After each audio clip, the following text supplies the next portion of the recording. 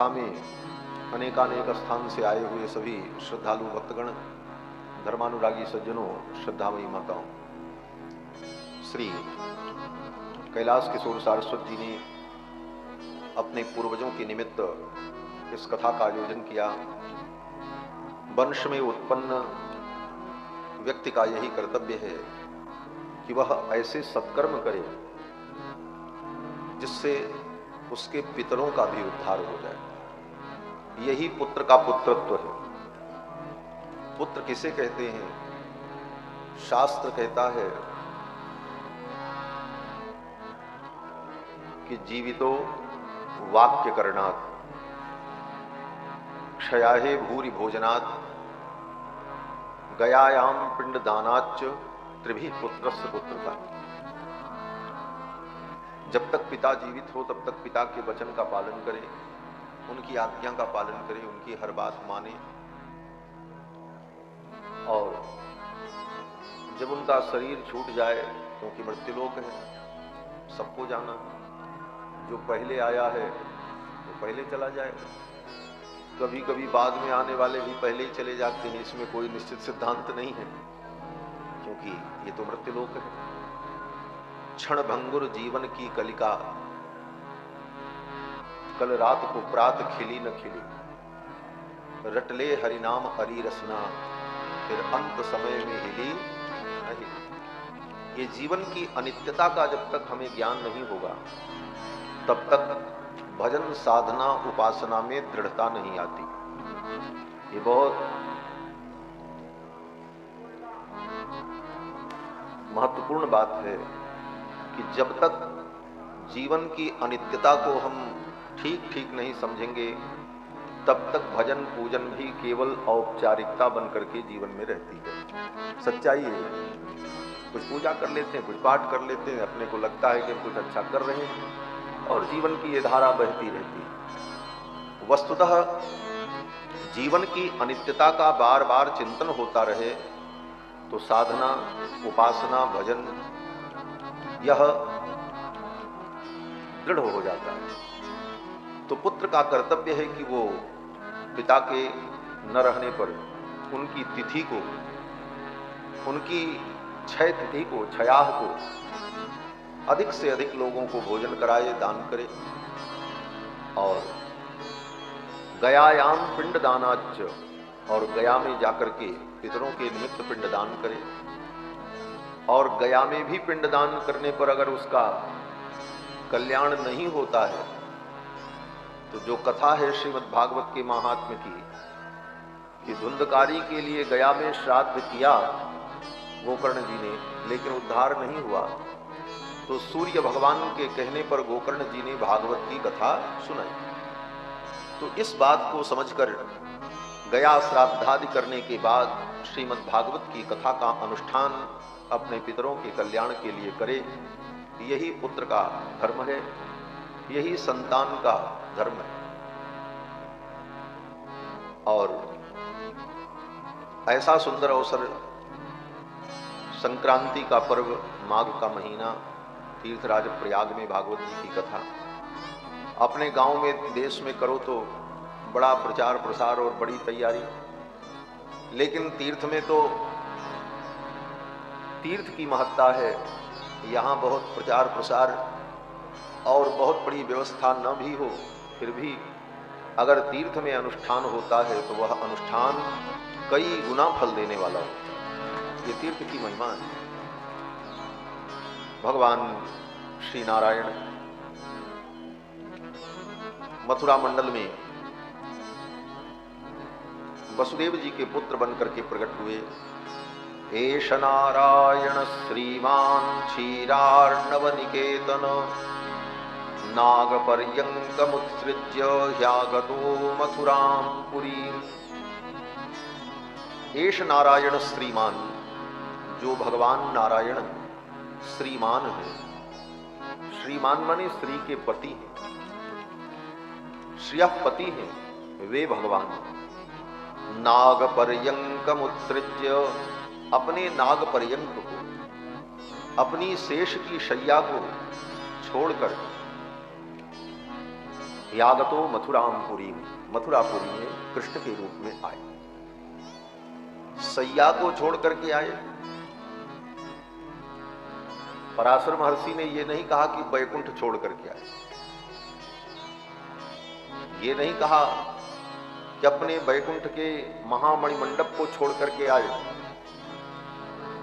पराशर महर्षि कहते हैं कि नाग पर्यंकमुत्सृज्य, अपनी नाग पर्यंक को, अपनी शेष शैया को छोड़कर भगवान मथुरा में आए। इसका मतलब बोले अपने भक्तों के लिए भगवान ने अपने सुख को, अपने बिस्तर को, अपने शयन को भी त्याग दिया। ये तात्पर्य। व्यक्ति सबके लिए त्याग करता है, वस्तु दे देता है, पदार्थ दे देता है, काम कर देता है, लेकिन जब उसके अपने नींद की और शयन की स्थिति रहती है, बोले उसका त्याग नहीं करता। बोले चैन से सो तो लेने दो हमको। व्यक्ति कहता है चैन से हमको सो लेने दो, बाकी काम तो हम करेंगे ही करेंगे। निद्रा में वो खलल नहीं चाहता है, लेकिन भगवान ने अपने भक्तों के लिए अपनी शेष शैया की निद्रा का भी त्याग कर दिया। नाग पर्यंकमुत्सृज्य ह्यागतो मथुरामपुरीम, भगवान नारायण ही कृष्ण के रूप में वृंदावन धाम में प्रकट। ये भगवान का नारायण नाम बड़ा अद्भुत नाम है। भगवान के नाम अनंत हैं। नामान्यनंतानि हरे है गुण योग वराणी के। भगवान के अनंत नाम, लेकिन भगवान के उन अनंत नामों में जितने नाम हैं उन सब का दूसरा दूसरा अर्थ भी संभव हो जाता है। जैसे कृष्ण, तो कृष्ण भगवान का नाम है, लेकिन कृष्ण का जो शाब्दिक अर्थ है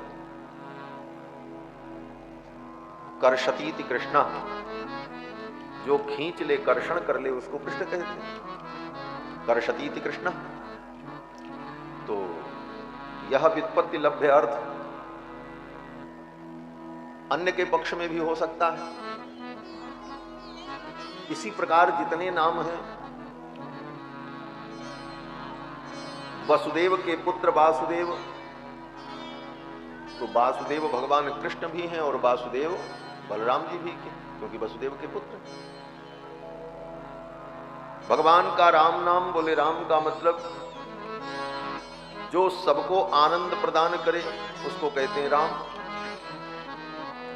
तो यह अर्थ अन्य देवताओं में या अन्यत्र कहीं भी व्यक्ति अपनी बुद्धि से घटित कर सकता है, उसका अर्थ अपने इष्ट से जोड़ सकता है।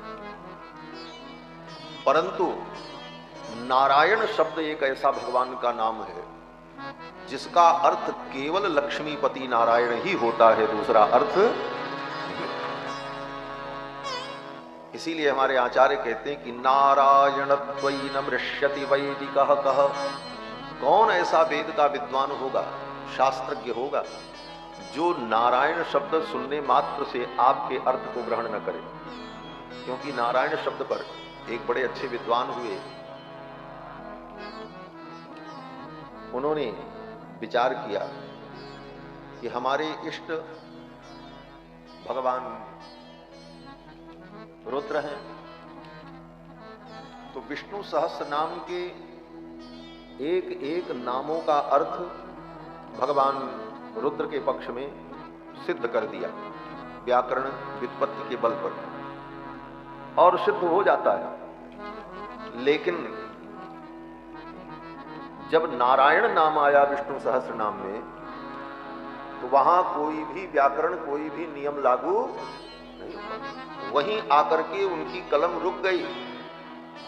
फिर उन्होंने लिखा कि संपूर्ण विश्व विष्णु सहस्त्र नाम के शब्दों का, नामों का अपने इष्ट देवता के पक्ष में मैंने अर्थ तो कर लिया, लेकिन नारायण नाम में आकर के जो ण है, नारायण में जो ण है, णत्वम बाधते, इस णत्व ने हमको रोक दिया। नारायण का अर्थ किसी के पक्ष में नहीं हो पाया। नारायण का अर्थ तो केवल भगवान होता है। कारण अगर नारायण किसी की संज्ञा मानोगे तब नारायण शब्द व्याकरण से बनेगा। और अगर संज्ञा नहीं मानोगे तब नारायण बनेगा, नारायण नहीं होगा, ण नहीं बनेगा। तो आकर के वहां पर उनकी कलम रुक गई और उन्होंने लिखा णत्वम बाधते। और हमारे स्त्री संप्रदाय के एक महान आचार्य हुए, उन्होंने तो इस पर एक ग्रंथ ही लिखा है, णत्व तत्व विमर्श। ये णत्व तत्व क्या है, इस पर बड़ा भारी विमर्श किया। तो नारायण ये 4 अक्षर, जगाद चतुर अक्षर, इसी 4 अक्षर का उच्चारण अजामिल ने किया और अजामिल को परम गति की प्राप्ति हो गई। भगवान नारायण परम तत्व। नारायणात् ब्रह्मा जायते, नारायणात् रुद्रो जायते, नारायणात् प्रजापति प्रजायते। नारायण से ही ब्रह्मा उत्पन्न होते हैं, नारायण से ही रुद्र उत्पन्न होते हैं, नारायण से ही प्रजापति उत्पन्न होते हैं, नारायण से ही द्वादश आदित्य की उत्पत्ति होती है। नारायणात् द्वादशादित्या रुद्रा बसवः सर्वाणि छंदांसि नारायणा देव समुत्पद्यन्ते। भगवान नारायण से ही सबका प्रादुर्भाव है और सबके मूल भगवान नारायण है। और ऐसे भगवान नारायण भक्त वत्सल अपने शेष पर्यंत को छोड़कर मथुरा मंडल में कृष्ण के रूप में प्रकट हुए और विविध लीलाएं की, जिन लीलाओं को हम गा करके पाप मुक्त होकर परम पवित्र होकर गोविंद को प्राप्त कर लेते हैं। ये भगवान की कथा भगवान को प्राप्त कराने वाली है और हमें पवित्र करने वाली है। श्री सुखदेव जी कहते हैं कि वासुदेव कथा प्रश्न पुरुषान् त्रीणि पुनाति। भगवान वासुदेव की कथा के विषय में प्रश्न करने पर 3 व्यक्ति पवित्र हो जाते हैं। कौन कौन? बोले वक्तारम, सुनाने वाला पवित्र हो जाता है, पृच्छकम, पूछने वाला पवित्र हो जाता है, और श्रोत्रं, सुनने वाले पवित्र हो जाते हैं। वक्तारम पृच्छकम श्रोत्रं तत्पाद सलिलम यथा। जिस प्रकार भगवान के चरणों से प्रकट होने वाली सलिला गंगा 3 लोकों को पवित्र करती हैं, उसी प्रकार भगवान की ये कथा गंगा 3 लोगों को पवित्र कर देती है। वक्ता, श्रोता और पूछने वाला, ये तीनों पवित्र हो जाते हैं। कल की कथा में आप सभी लोगों ने श्रवण किया कि भगवान ने मृद भक्षण के प्रसंग में अपनी मैया को अपने विराट रूप का दर्शन करा। भगवान ने मिट्टी खाई, मैया ने कहा तेने माटी खाई, ठाकुर जी ने कहा नहीं। सखाओं ने कहा मैया तेरे लाला ने माटी खाई, जसोदा सुनमाई। छोटो सो माटी को ढेलो, याने गटक गटक गटकाई। तेरे लाला ने माटी खाई, यशोदा सुनमाई। तेरे लाला ने माटी खाई, यशोदा सुनमाई। तेरे लाला ने माटी खाई, यशोदा सुनमाई। तेरे लाला ने माटी खाई, यशोदा सुनमाई। अद्भुत खेल सखन संग खेलो, अद्भुत खेल सखन संग खेलो। छोटो सो माटी को ढेलो, छोटो सो माटी को ढेलो। तुरंत श्याम ने मुख में मेरो, तुरंत श्याम ने मुख में मेरो। गटक गटक गटकाई, यशोदा सुनमाई। गटक गटक गटकाई, यशोदा सुनमाई। तेरे लाला ने माटी खाई, यशोदा सुनमाई। तेरे लाला ने माटी खाई, यशोदा सुनमाई। दूध दही को कबहू न नाटी, दूध दही को कबहू न नाटी। लाला तेरे खाई माटी, यशोदा समझावे ले साटी। यशोदा समझावे ले साटी। लेकी दया नहीं आई, यशोदा सुनमाई। याने लेकी दया नहीं आई, यशोदा सुनमाई। तेरे लाला ने माटी खाई, यशोदा सुनमाई। तेरे लाला ने माटी खाई यशोदा सुन माई। मुख के माही अंगुरी मेली, मुख के माही अंगुरी मेली, निकल पड़ी माटी की ढेली, निकल पड़ी माटी की जाने ढेली। देखे लोग लुगाई यशोदा सुन माई, जाने देख लोग लुगाई यशोदा सुन माई। तेरे लाला ने माटी खाई यशोदा सुन माई, तेरे लाला ने माटी खाई यशोदा सुन माई।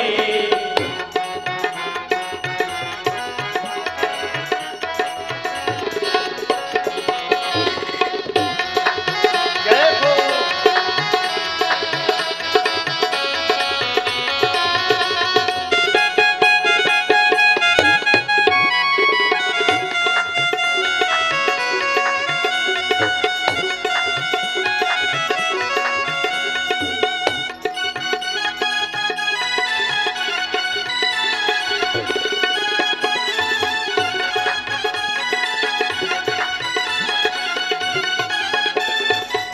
मोहन को मुखड़ो खुलवायो, मोहन को मुखड़ो खुलवायो, नील लोक में दर्शायो, नील लोक बावे दर्शायो। तब विश्वास यशोदैयायो, तब विश्वास यशोदैयायो, यो तो पूर्ण ब्रह्म कहायो यशोदा सुन माई, यो तो पूर्ण ब्रह्म कहायो यशोदा सुन माई। तेरे लाला ने माटी खाई यशोदा सुन माई, तेरे लाला ने माटी खाई यशोदा सुन माई। ऐसो रस नाई माखन में, ऐसो रस नाही माखन में, मेवा मिश्री नहीं दाखन में, मेवा मिश्री नहीं दाखन में, जो रस ब्रज रज के चाखन में, जो रस ब्रज रज के चाखन याने में। मुक्ति की मोती कराई यशोदा सुन माई, जाने मुक्ति की मोती कराई यशोदा सुन माई। तेरे लाला ने माटी खाई यशोदा सुन माई, तेरे लाला ने माटी खाई यशोदा सुन माई। यारज को सुर नर मुनि तरसे, यारज को सुर नर मुनि तरसे, परिभागी जन नित उस पर से, बड़भागी जन दूत पर से, जाति लगन लगी रहे हरि से, जाकी लगन लगी रहे हरि यतो से। भागी राम कथ गाई यशोदा सुन माई, यतो काशी राम कथ गाई यशोदा सुन माई। तेरे लाला ने माटी खाई यशोदा सुन माई, तेरे लाला ने माटी खाई यशोदा सुन माई। तेरे लाला ने माटी खाई यशोदा सुन माई, तेरे लाला ने माटी खाई यशोदा सुन माई। यशोदा सुन माई, यशोदा सुन माई। यशोदा सुन माई। यशोदा सुन माई। कृष्णचंद्र भगवान की जय। भगवान ने मृद भक्षण किया, मिट्टी खाई। इस लीला के माध्यम से भगवान ने अपने विराट रूप का दर्शन मैया को कराया। इसके बाद कथा आती है कि भगवान ने दही की मटकी तोड़ दी तो मैया यशोदा ने भगवान को उलूखल से बांध दिया। कार्तिक का महीना था, घर की दासियां दूसरे दूसरे काम में लगी थीं। दही मथना बाकी था, भोर का समय था। मैया ने सोचा कन्हैया उठते ही माखन मांगेगा और रात का मक्खन बासी मक्खन खट्टा हो गया होगा। ताजा ताजा माखन निकाल करके कन्हैया के उठने के पहले तैयार कर लूं। उठते ही जागते ही कृष्ण माखन मांगेंगे। इसलिए मैया यशोदा ने सोचा लाओ मैं ही दही मथ लूं। दासियां तो दूसरे काम में लगी हैं, इनकी प्रतीक्षा करने में विलंब हो जाएगा। तो एकदा गृहदासीसु यशोदानंद गेहिनी कर्मांतर निमुक्तासु निर्ममंथ स्वयं दधी। यद्यपि दासियां थीं, दूसरे काम में भी लगी थी, तो यशोदा रानी स्वयं दही मतने बैठ गई। हमारे पूज्य स्वामी जी महाराज इस पंक्ति का भाव कहते थे कि यशोदा रानी घर की मालकिन है, नंदरानी है, उनका आदेश तो सब मानते हैं।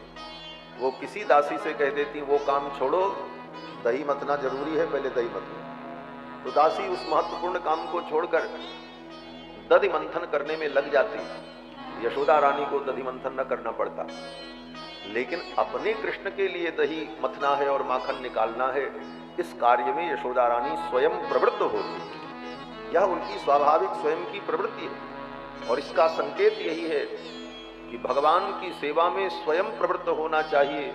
नौकर चाकर से दुनिया के सारे काम करा लो, लेकिन भगवान की सेवा तो स्वयं करनी चाहिए, ये तात्पर्य। बड़े पैसे वाले लोग पूजा पाठ करने के लिए, भगवान की सेवा के लिए भी 2-4 नौकर रख देते हैं। बोले मंदिर के लिए भी 4 नौकर हमने रख दिया, बड़ा अच्छा किया। अरे तुम्हारे नौकर हो ये तो अच्छी बात है, लेकिन तुम परमात्मा के नौकर हो, उनकी नौकरी बजाओ, इसी में जीव का कल्याण। भगवान की सेवा स्वयं करनी चाहिए, चाहे वो राजा ही क्यों न हो। राजा अम्बरीश की कथा है श्रीमद् भागवत महापुराण में। महाराज अम्बरीश अयोध्या के राजा थे और अपने आराध्य रंगनाथ भगवान की स्वयं सेवा करते। चक्रवर्ती सम्राट जो रंगनाथ भगवान श्री रंगम में विराजमान हैं, वे अयोध्या के कुल देवता हैं, भगवान श्री राम के कुल के पूज्य हैं। इस वंश में जितने राजा हुए सभी ने रंगनाथ भगवान की सेवा और पूजा की। महाराज अम्बरीश स्वयं भगवान की पूजा करते थे, यहां तक कि सरयू से स्नान करके अपने कंधे पर सरयू जल का घड़ा रखकर पैदल नंगे पांव महाराज अम्बरीश सरयू के तट से अपने महल तक आते, भगवान के लिए जल लाते। जिस आटा से भगवान के लिए पूड़ी और पुआ बनता, उस आटा को चक्की में अपने हाथों से पीसते थे महाराज अम्बरीश।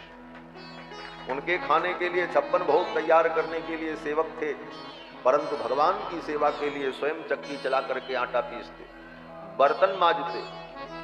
रंगनाथ भगवान के मंदिर में स्वयं अपने हाथों से झाड़ू लगाते थे। मंदिर मार्जनादि, मंदिर का मार्जन, धोना, भगवान के लिए पुष्प चयन करना, ये सब कैंकर्य स्वयं महाराज अम्बरीश अपने हाथों से करते। जबकि चक्रवर्ती सम्राट, हमारे यहाँ आचार्यों ने कहा है, भगवान के कैंकर्य को करने में आनंद की अनुभूति होने लग जाए, सुख का अनुभव होने लग जाए और भगवान का कैंकर्य हमें प्रिय लगने लग जाए, कहते हैं यही मुक्ति है, इसी को मोक्ष कहा जाता है। मरने के बाद कोई मोक्ष मिलेगा वो तो बाद में देखेंगे, लेकिन इस जीवन में भगवान के कैंकर्य की निष्ठा दृढ़ हो जाए, इसी का नाम मुक्ति है। कैंकर्य लक्षण विलक्षण मोक्ष भाजो रामानुजो विजयते यतिराज राज। यतिराज रामानुज स्वामी कहते हैं भगवान का कैंकर्य ही विलक्षण मोक्ष है, ये विलक्षण मोक्ष है। इसके ऊपर ग्रंथ भी लिखा है आचार्यों ने, विलक्षण मोक्षाधिकार। इस विलक्षण मोक्ष का अधिकार किसको है, यह मोक्ष प्राप्त कैसे होता है, इन सब विषयों पर आचार्यों ने बड़ा विचार किया। हमारे सनातन धर्म में महापुरुषों ने, आचार्यों ने जितना चिंतन किया है, कोई क्या करेगा। सूक्ष्म से सूक्ष्म विषयों पर विचार किया। तो कहने का तात्पर्य कि भगवान का कैंकर्य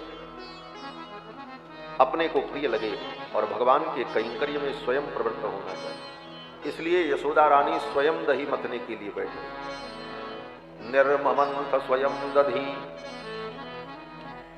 और कैसे दही मथ रही है, बोले ये नहीं, भगवान कृष्ण के लिए दधि मंथन कर रही हैं, इसलिए कृष्ण का ही चिंतन हो रहा है।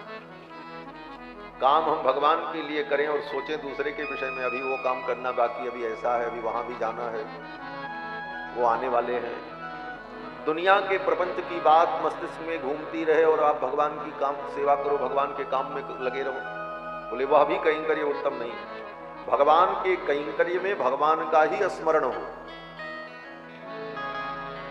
यशोदा रानी जब दही मतती हैं भगवान कृष्ण के लिए, तो कृष्ण की ही लीलाओं का गान करती हैं। यानी यानी ही गीतानि तद्बाल चरितानि च, भगवान के जो बाल चरित्र हैं उन बाल चरित्रों को गीत में दधि निर्मंथने काले स्मरन्ति तान्यगायत। दधि मंथने काले, दधि निर्मंथने काले स्मरन्ति तान्यगायत, भगवान कृष्ण की लीलाओं का स्मरण करती हैं और वाणी से उन लीलाओं को गाती हैं और शरीर से, हाथ से भगवान का कैंकर्य करती हैं। अर्थात मन, वाणी, कर्म, कर्म भी भगवान के लिए कर रही है, मन भी भगवान का चिंतन कर रहा है और वाणी से भगवान की लीलाओं का गान हो रहा है। मन, वचन, कर्म, इन तीनों को भगवान में लगाना, यही भगवान की सेवा है, यही सच्चा कैंकर्य है। मन, वचन, कर्म तीनों भगवान में लगे। केवल कर्म भगवान में लगा, मन और वचन दूसरी तरफ, पूजा भगवान की कर रहे हैं, स्नान करा रहे हैं शालिग्राम भगवान को, अब फोन आ गया, मोबाइल का लाउड ऑन कर दिया, उनसे बात भी कर रहे हैं, इधर दूध भी गिरा रहे हैं, बोले ये कैंकर्य नहीं है। कैंकर्य का मतलब मन, वाणी और क्रिया तीनों भगवान में समर्पित है। यानी यानी ही गीतानि तत्बाल चरितानि च दधि निर्मंथने काले स्मरन्ति तान्यगायत। और बड़ा सुंदर वेश है यशोदा रानी का। क्षौमं वास पृथुकटि तटी बिभ्रति सूत्रनद्धम, सुंदर रेशमी वस्त्र धारण कर रखा है यशोदा रानी ने और कमर में करदनी, आभूषणों से सुसज्जित। जब दही मंथन मत्ती हैं यशोदा रानी तो कृष्ण का स्मरण करने के कारण यशोदा रानी के स्तन से दुग्ध निर्झरित होने लगते। पुत्र स्नेह स्नुत कुच युगम, पुत्र स्नेह के कारण उनके युगल पयोधर से दुग्ध निर्झरित होने लगता और कृष्ण का स्मरण करती हुई दही मत रही।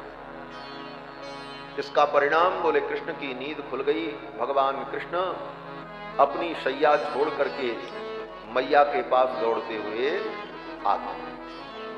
कितना सुंदर संकेत है। मन वचन कर्म से भगवान के कैंकर्य में लगे रहोगे तो भगवान अपनी निद्रा भी छोड़कर तुम्हारे पास चले आएंगे। भगवान कृष्ण दौड़े आ गए, आकर के मैया को पकड़ लिया और कहा मैया मुझे दूध पिलाओ, मैया मुझे दूध पिलाओ, मुझे भूख लगी। ताम स्तन्य काम आसाद्य मथनंतीं जननीं हरि, भगवान हरि ने मैया को पकड़ लिया और कहा मैया ये दही बाद में मथना, पहले तो मुझे दूध पिलाओ, मुझे भूख लगी।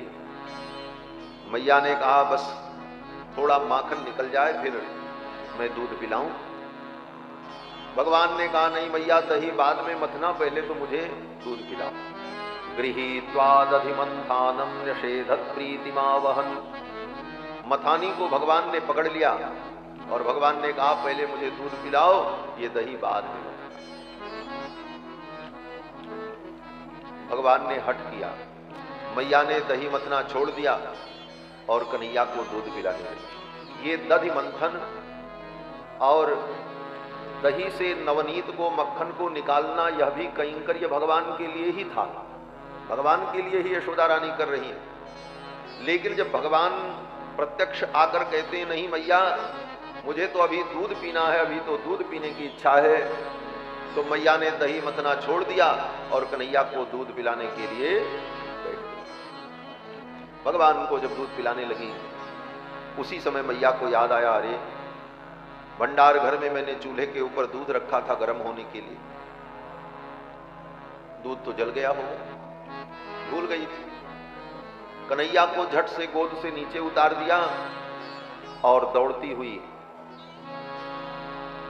दूध को उतारने के लिए रसोई की ओर भागी, और जब रसोई की ओर मैया गई, कन्हैया को उतार दिया।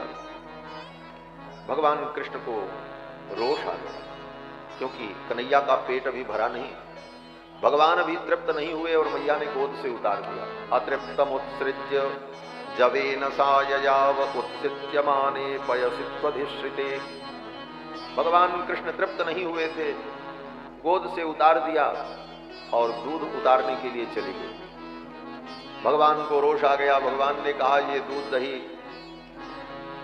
मैया इस दूध दही के चक्कर में पड़कर, इस दूध दही की साज संभार और इसकी सुरक्षा करने के चक्कर में पड़कर मैया मेरी उपेक्षा करने। ठाकुर जी ने कहा, इस दही की मटकी को ही फोड़ देते। यही भगवान की लीला है, बहुत बड़ा उपदेश है।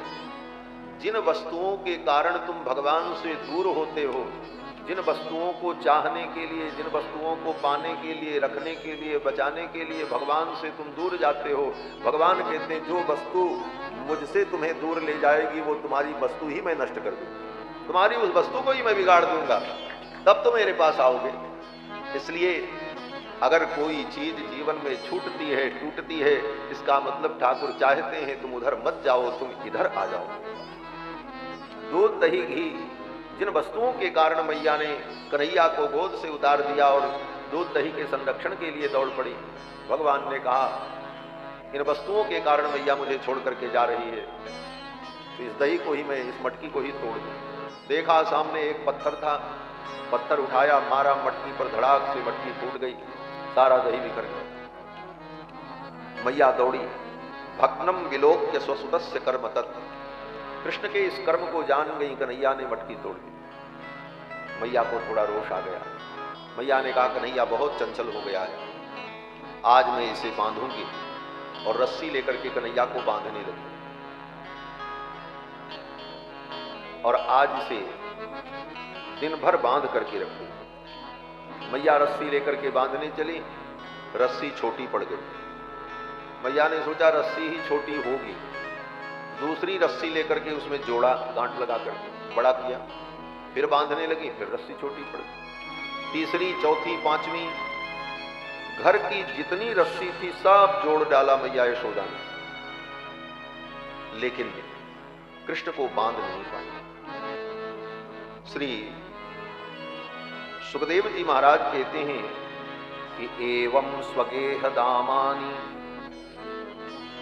घर की जितनी रस्सी थी सब जोड़ दिया, लेकिन कृष्ण को बांध नहीं पाई, रस्सी छोटी पड़ गई। कृष्ण बंधते ही, ये कैसी लीला है। तो आचार्य जन कहते हैं भगवान की इस लीला में केवल लीला ही नहीं है, केवल चरित्र ही नहीं है, इसमें वेदांत का ज्ञान भी है, क्योंकि भगवान की कथा त्रिवेणी है।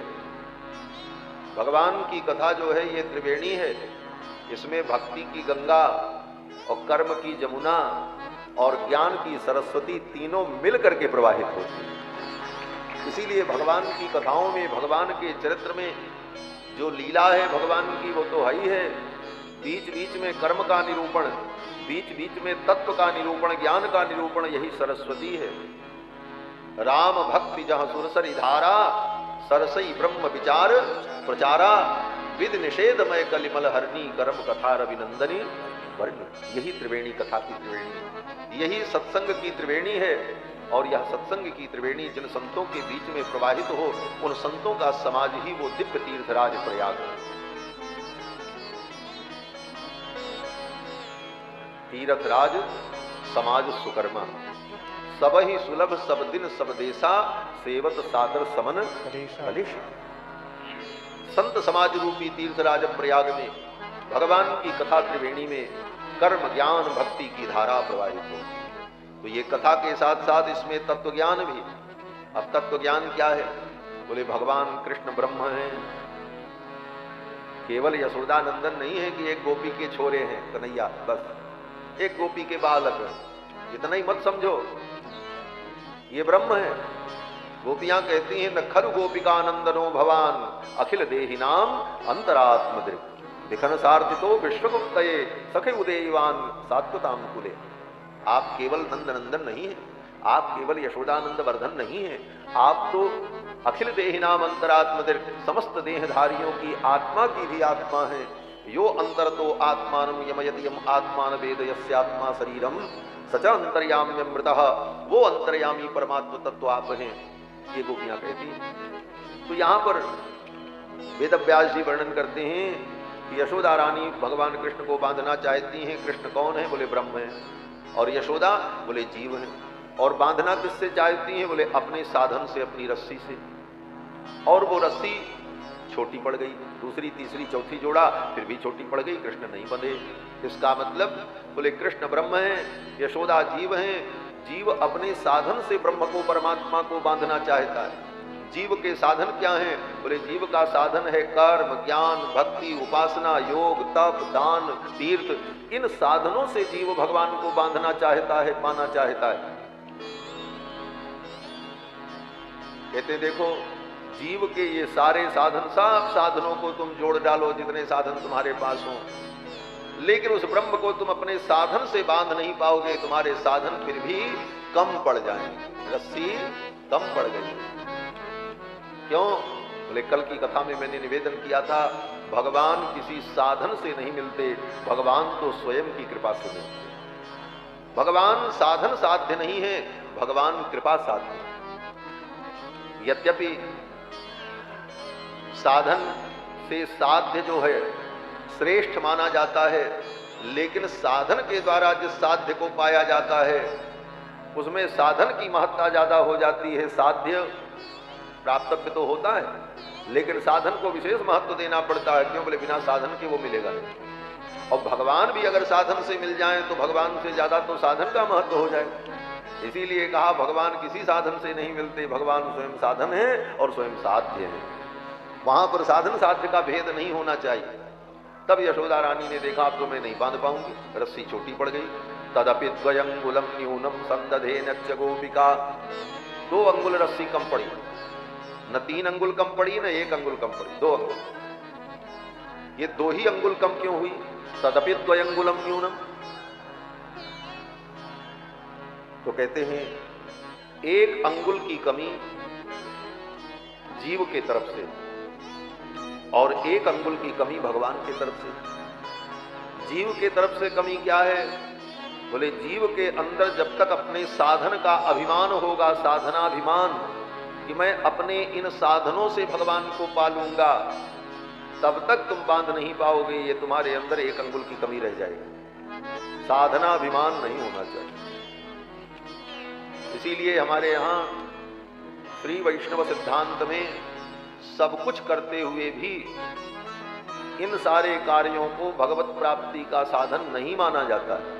कर्म, ज्ञान, भक्ति, दान, नाम जप, मंत्र जप, ये सब करते हैं और नियम से करते हैं, लेकिन इसको हम भगवत प्राप्ति का साधन नहीं मानते।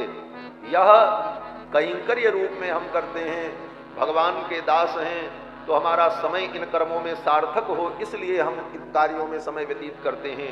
वस्तुतः ये कार्य भगवत प्राप्ति के साधन नहीं है, भगवान तो स्वयं कृपा करके प्राप्त होते हैं। यह सर्वोत्तम शरणागति मानी गई है कि भगवान की शरण में हम हैं, भगवान स्वयं कृपा करके हमको प्राप्त कर लेंगे। तो साधन बुद्धि से इन सारे कर्मों को नहीं करना चाहिए, कैंकर्य बुद्धि से करना चाहिए। यशोदा रानी के सारे साधन कम पड़ गए और 1 अंगुल की कमी भगवान की तरफ से। भगवान की तरफ से कमी क्या है? बोले तुम कितना भी प्रयत्न कर लो, जब तक भगवान नहीं चाहेंगे कि ये हमको प्राप्त करे या हमको बांध ले, तब तक तुम भगवान को नहीं बांध पाओ। भगवान को बांधने में भगवान की इच्छा भी अति आवश्यक है। जब तक वो न चाहे उनको कौन बांध पाएगा? तो जीव अपने साधन का अभिमान छोड़ दे और भगवान बंधने को तैयार हो जाए। बस यही 2 अंगुल की कमी समाप्त हो जाए तो यशोदा कृष्ण को बांध ले अपने बंधन से। फिर तो यशोदा रानी जब हार गई, यशोदा रानी ने कहा अब मैं नहीं बांध पाऊंगी, तो भगवान ने भी सोचा मैया का साधनाभिमान टूट गया। मैया ने सब करके देख लिया, मैया का साधनाभिमान छूट गया। अब मैं मैया के हाथों से बंध जाता। जीव जब अपने साधनाभिमान को छोड़ देता है तो भगवान स्वयं उसे प्राप्त हो गए। भगवान ने कहा ले मैया अब तू बांध ले। जब बांधना चाहती थी तब भगवान बंधे नहीं, और जब यशोदा ने मान लिया कि अब मैं बांध नहीं पाऊंगी तब भगवान ने कहा अब हम बंध जाएंगे, लो बांध लो। यही स्थिति है जीवन की। ये हार जाना, सब करके थक जाना, इसी का नाम शरणागति। सब कुछ करके थक जाओ और सब कुछ भगवान पर छोड़ दो। सखा सोच त्यागहु बल मोरे, सब विधि घटब काज में तोरे। सब कुछ मेरे ऊपर छोड़। तुम्हारा कल्याण कैसे होगा ये भी तुम मत सोचो।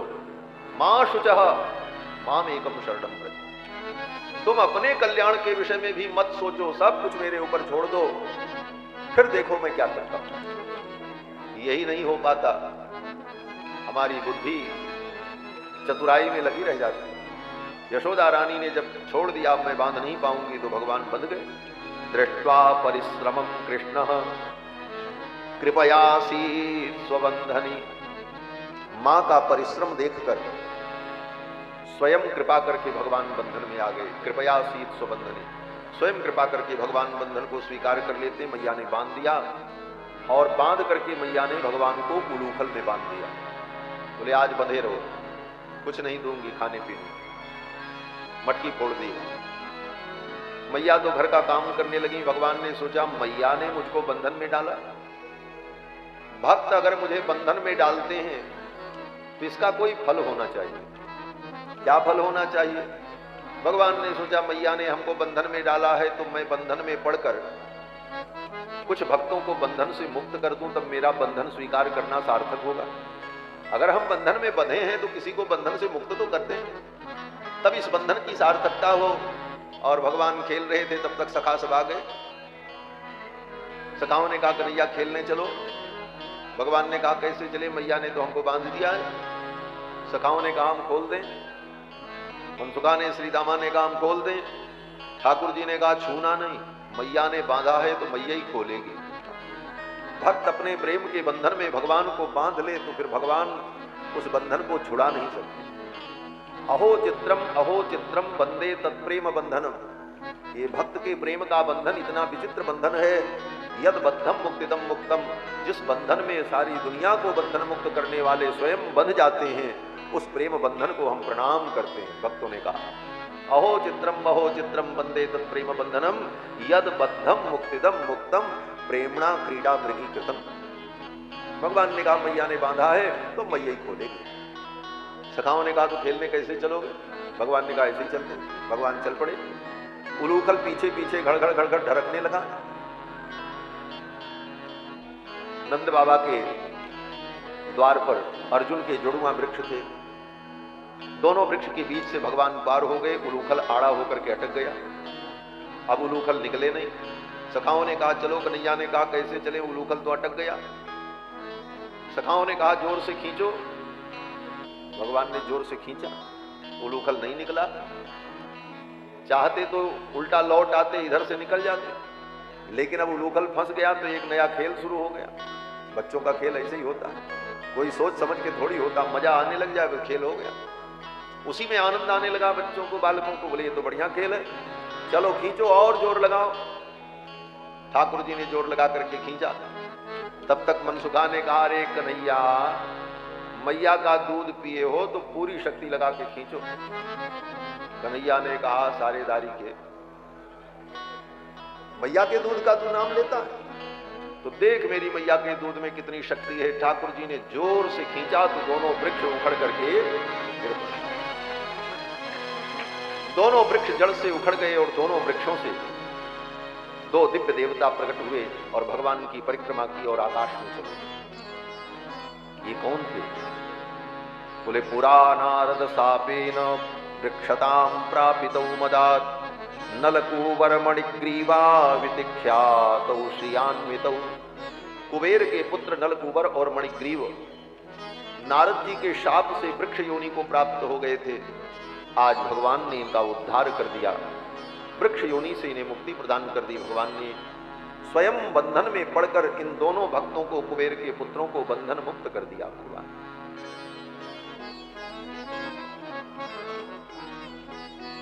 सुखदेव जी कहते हैं राजन, ये कुबेर के पुत्र थे,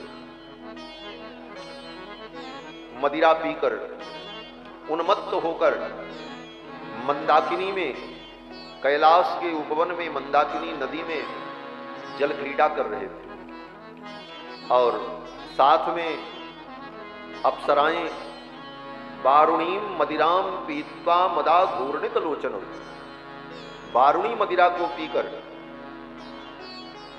मदा घूर्णित लोचनौ, आंखें लाल लाल और नग्न होकर उस पानी में, मंदाकिनी के जल में स्त्रियों के साथ क्रीड़ा कर रहे थे। नारद जी पहुंच गए घूमते घूमते। नारद जी को देख करके भी इन दोनों को लज्जा नहीं आई, अभी तो नारद जी को चिढ़ाने लगे, नारद जी का उपहास करने लगे। फिर तो नारद जी को क्रोध आ गया और नारद जी ने शाप दे दिया, बड़े बाप के बेटे हो, इसीलिए तुमको धन का और पद का बड़ा मद हो गया, क्योंकि कुबेर के पुत्र थे। कुबेर देवताओं के, देवराज इंद्र के कोषाध्यक्ष, वित्त मंत्री, बड़े बाप के बेटे थे। बड़े बाप के बेटों को बिगड़ने में देर नहीं लगती अगर संस्कार उन्हें न दिया जाए और संस्कार न मिले। कुबेर के पुत्र थे, देवता थे, लेकिन दुराचरण में लिप्त थे। नारद जी ने कहा बस बस मैं समझ गया, असत श्री मदांधस्य, श्री के मद में, धन के मद में तुम अंधे हो गए हो और तुम्हारी यही दवा है दारिद्र्यम परमंजनम। नारद जी ने कहा जो व्यक्ति श्री के मद में, धन के मद में अंधा हो जाए, उसकी आंखों में जब दरिद्रता का अंजन लगता है तब उसकी आंख ठीक होती है। इसलिए धन का मद नहीं होना चाहिए। असत श्रीमदांधस्य दारिद्र्यम परमंजनम। फिर तो नारद जी ने शाप दे दिया, वृक्ष योनि को प्राप्त हो जा। चरणों में गिर पड़े। दोनों ने प्रार्थना की, महाराज मेरा उद्धार कब होगा, अब मैं क्या करूं, गलती तो हो गई। तो नारद जी को दया आई। संतों का हृदय बड़ा कोमल होता है, अगर वो क्रोध करते हैं तो करुणा भी करते हैं, और संतों के क्रोध से, श्रेष्ठ जनों के क्रोध से जीव का कल्याण होता है। क्या कल्याण होता है बोले, उसे शिक्षा भी मिलती है, उसके पाप भी नष्ट हो जाते हैं और उसके अंदर सद्बुद्धि भी उत्पन्न हो जाती है। इसलिए क्रोधोपि देवस्य वरेण तुल्यः, श्रेष्ठ जनों का क्रोध भी वरदान के समान होता है। श्रेष्ठ जन अगर क्रोध करें तो उसको भी वरदान ही समझना चाहिए। लेकिन अब जो नहीं समझते हैं, जो सत्संगी नहीं है, वो क्या कहते हैं बोले देखो महात्मा होकर के इतना क्रोध करते हैं, साधु को क्रोध करना चाहिए। अरे साधु को क्या करना चाहिए तुम सिखाओगे? साधु को क्या करना चाहिए क्या नहीं करना चाहिए तुम सिखाओगे। साधु को क्रोध नहीं करना चाहिए तो दुष्ट को क्रोध करना चाहिए। दुष्ट के क्रोध से तो संसार का नाश होता है, संत जनों के क्रोध से संसार की रक्षा होती है। इसलिए संतों का क्रोध कल्याणकारक होता है। क्रोधोपि देवस्य वरेण तुल्यः, श्रेष्ठ जनों का क्रोध भी वरदान के समान होता है। कहते हैं महात्माओं को क्रोध नहीं करना चाहिए। महात्माओं के क्रोध से ही सृष्टि में कल्याण पैदा हुआ। महाराज अगर राजा परीक्षित को श्रृंगी शाप न देते, क्रोध न करते, तो राजा परीक्षित अपना राज्य छोड़ करके गंगा के तट पे क्यों जाते? और न राजा परीक्षित गंगा के तट पर जाते, न सुखदेव जी उनको कथा सुनाते। और सुखदेव जी कथा न सुनाते तो हम आपको क्या सुनाते?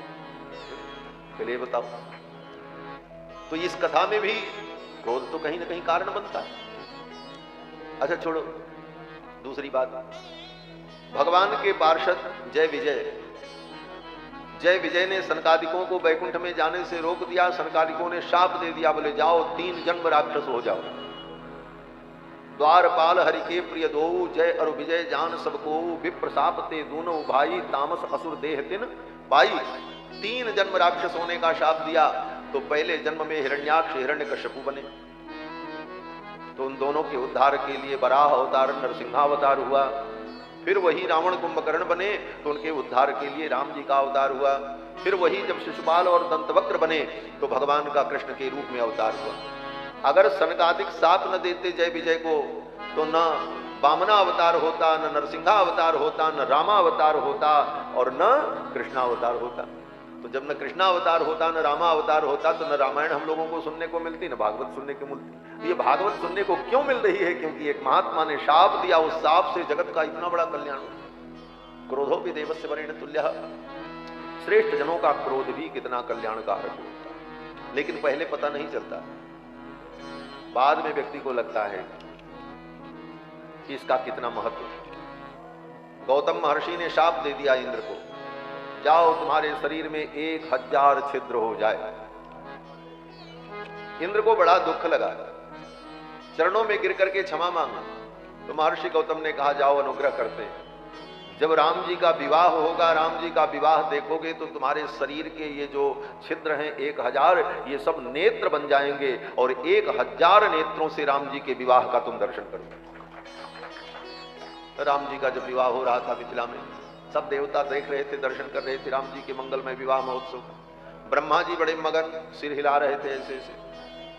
देवताओं ने कहा पितामह आप इतने मगन क्यों हैं? ब्रह्मा जी ने कहा अरे मेरे भाग्य को देखो, 8 आंखों से मैं राम जी के विवाह को देख रहा हूं, क्योंकि ब्रह्मा के 4 मुख और एक एक मुख में 2-2 आंखें। ब्रह्मा जी ने कहा 8 मुख से हम भगवान के विवाह को देख रहे हैं, हमको तो बहुत सुख मिल रहा है। बगल में कार्तिकेय जी बैठे थे। कार्तिकेय जी ने कहा आपसे ज्यादा सुखी मैं हूं। बोले क्यों? बोले मेरे 12 आंख है, मैं 12 आंखों से राम जी का विवाह देख रहा हूं। उन्हीं के बगल में शंकर जी बैठे थे। शंकर जी ने एक थपक लगाई कार्तिकेय की पीठ पर, अरे बेटा मैं तुम्हारा बाप बैठा हूं बगल में, तुम 12 आंखों से देख रहे हो राम जी के विवाह को, मैं तो 15 नेत्रों से देख रहा हूं, पंचमुख और एक एक मुख में 3-3 नेत्र। भगवान शंकर ने कहा हम तो 15 नेत्रों से भगवान का विवाह देख रहे हैं। सब देवताओं ने कहा महाराज सब ठीक है, लेकिन आज इंद्र के समान कोई सुखी नहीं है।